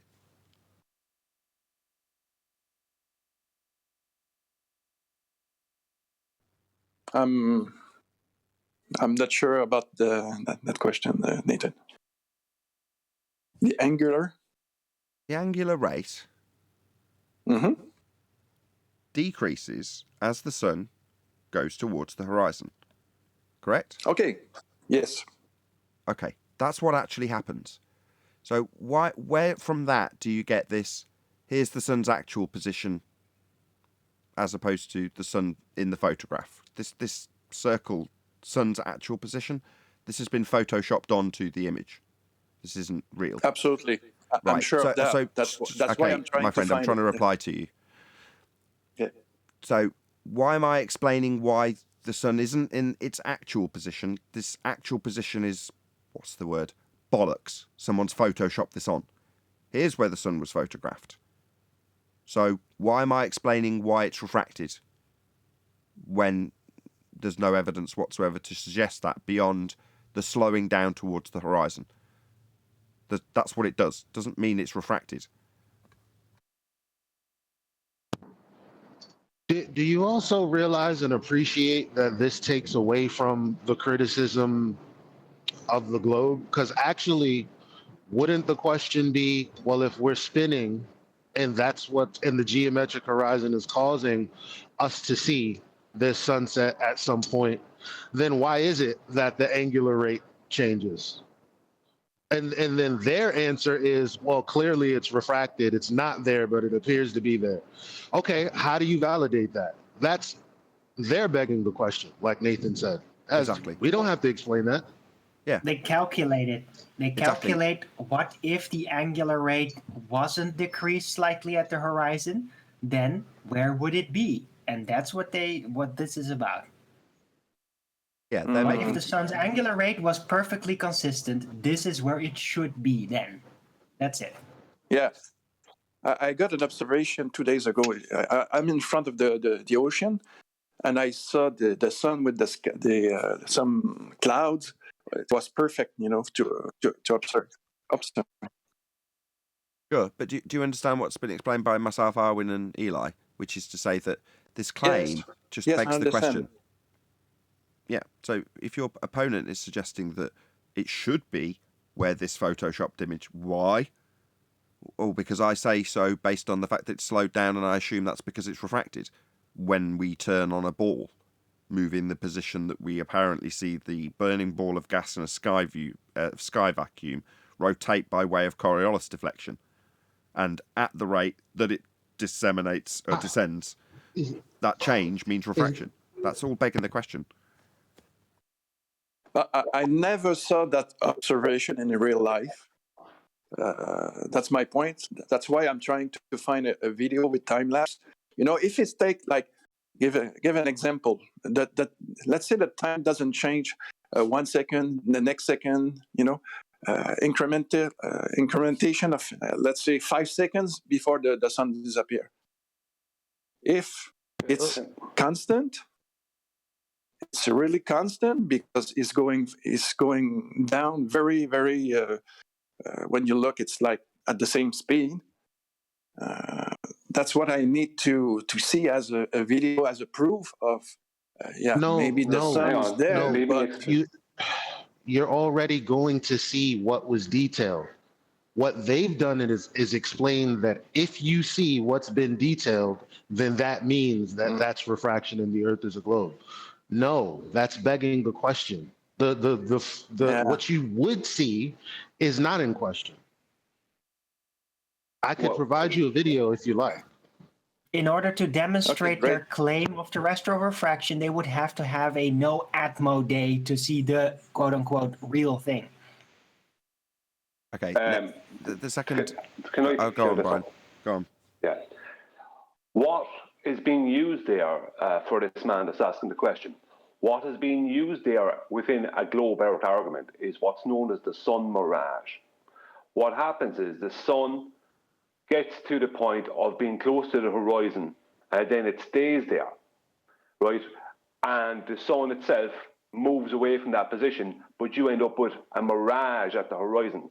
And that mirage then eventually appears, 1 second, let me finish. That mirage then eventually appears to melt into the horizon or just disappear into the air, right? It doesn't always melt into the horizon. It can just disappear into the air. The point is that the claim that's been put towards you is that the sun is actually going down behind a physical geometric horizon, right? They would have to first of all prove that the horizon is geometric, something that they're claiming for 2 years it's not. And we've proven without a doubt it isn't, number one. And number two, then they have to prove that this sun thing is going down behind it. Because there was no evidence the sun itself is going down behind anything. It is getting too close to the horizon and is leaving a mirage at the horizon. How it moves or what it does after that, they have zero evidence for. They are claiming that it's going down, this thing that they believe it is going down behind physical or curvature. The horizon is not a physical location, it's an optical location. There is no argument. They don't have an argument. So if they want to bring it up with you, just point out that they're claiming the horizon is a physical location. And that'll be the end of their argument.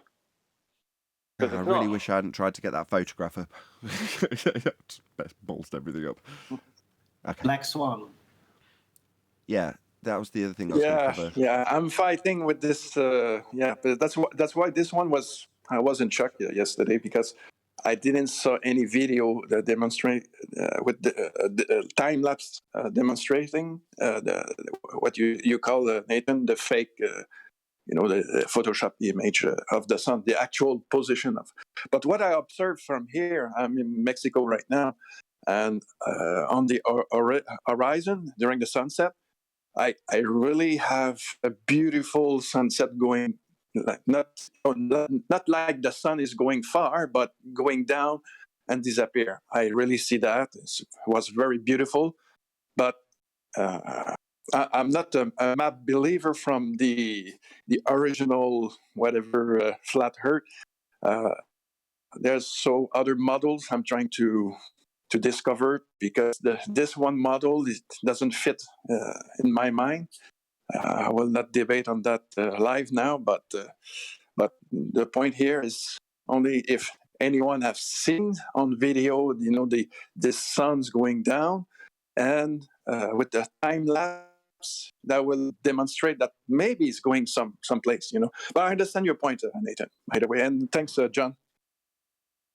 No worries. The only other bit was the assumption of a physical geometric sphere edge horizon. Objects are still visible even if they are physically already behind Earth's curvature.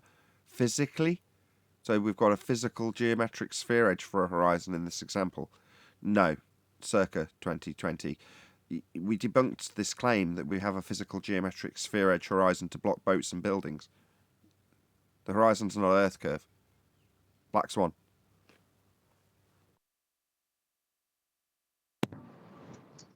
So the sun isn't doing what they presuppose that it's doing, whatever it is doing.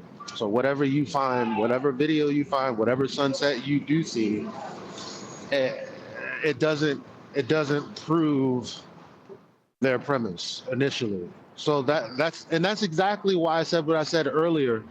If people just learned how to spot when they committed fallacies and then just attempted to stay away from using a fallacy in argumentation, including with themselves when they're having conversations with themselves, this might be a much healthier world. Because we tried to detail to you that the reason that you're logically going down the path that you're going down is because there's a begging the question. And instead of investigating the logical inconsistency that you're doing, you're going to attempt to come at it from the standpoint that you want to, regardless of what we've said. And that's the problem. It's the same as the Chicago skyline. Okay, a flat earther and a globe earther stand at the edge of Lake Michigan, and they see Chicago. And the flat earther turns to the glober and says, "There's Chicago."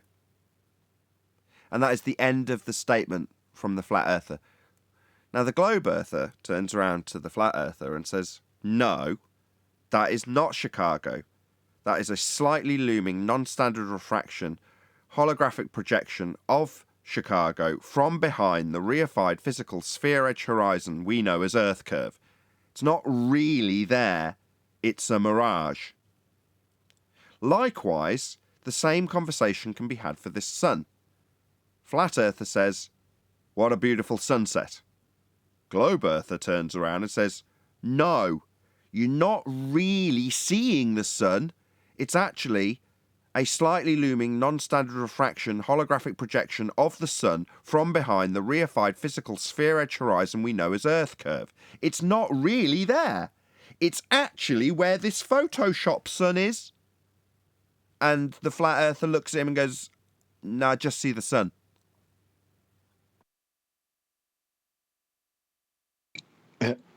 Until a flat earther gets in a boat and says, "Okay, if that's the refracted Chicago, at some point, if I get in a boat and start heading towards it, that refracted Chicago will disappear and the actual Chicago will appear over the curvature. And it doesn't, and that doesn't happen. So it was actually Chicago the entire time. Shout out to Rob Skiba. Yeah. Shout out. The other argument is when I saw here in Mexico the sun's going down, when it was totally disappear on the horizon, the sky was like sunny, really sunny for a couple of minutes more. So that's my point. I'm trying to, and now I have to fight with the globber. Because the sunlight is not being blocked by a geometric edge. Yes, it's reaching its attenuation limit. The light that's reaching you. That's all. That I can summarise in less than 30 seconds. We only have one horizon, and the horizon in the Begging the Question Proof of Nothing Perspective Hijacking Earth Curve Calculator is a physical geometric limitation to your view that blocks boats, buildings and the sun. Meanwhile, the horizon we experience in physical reality is not Earth curve. It was debunked in 2020 with the Black Swan. If the Earth was a sphere with a radius of 3959 miles, every distance to the horizon, Earth curve, could be no more than 1.2 times the square root of the observer's height in feet, and the distance to the horizon in Black Swan imagery is beyond the geometric limitations of Earth curve. Ergo, the horizon is not Earth curve. The Earth is not a sphere.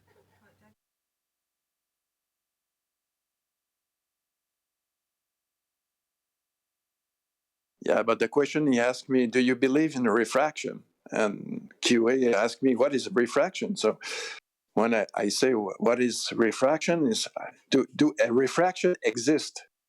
And if it exists, how we can apply on this planet, whatever. So how we can observe a real refraction instead of mirage. I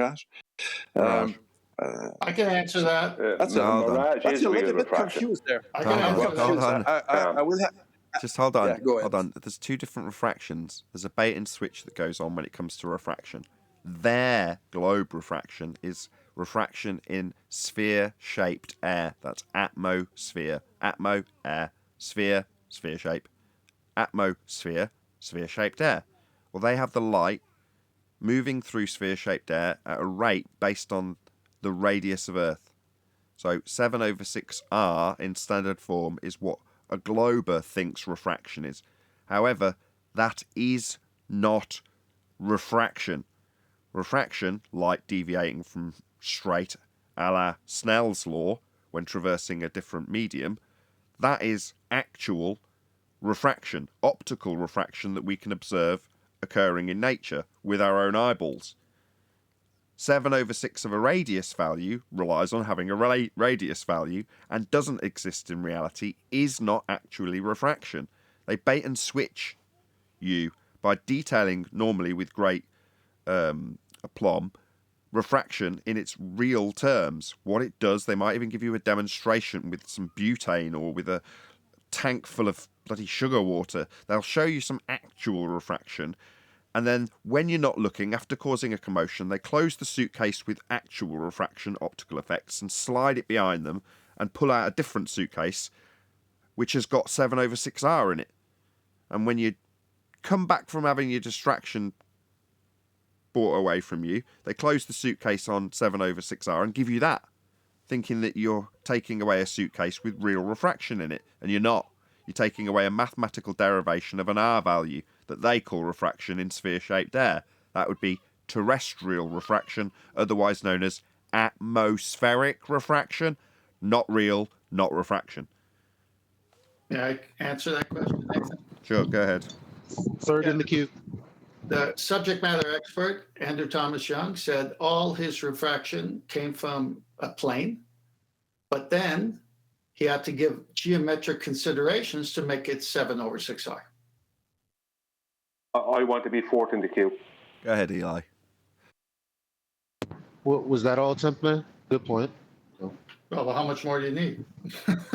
Give it to me all day, baby. Not much at all. But that's a good summary. Real refraction takes place on a plane when you're measuring it, because that's actual reality. 7/6R requires geometric considerations, otherwise known as inserting R into a mathematical figure. That's all you're doing. So to illustrate what we're talking about, all you have to do is this. Go to Google, type in refraction, click images. That's refraction. You will never be given a demonstration of what they're trying to sell you. Not even on Google Images. Because it doesn't exist. You can't even attempt to diagram it. Why? Because it's not logically consistent. You can't even artistically do it. Any more for any more? Okay. Go on, Yeah, Brian. me. Yeah, Go on, yeah. Brian. Yeah. The whole question is malformed.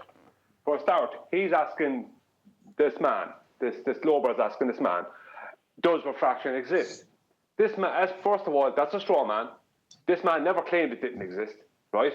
But if he says it doesn't exist, he looks foolish. If he says it does exist, the Glober is begging the question that because refraction exists, that means the globe exists. So it's a straw man that's backing up a begging the question fallacy.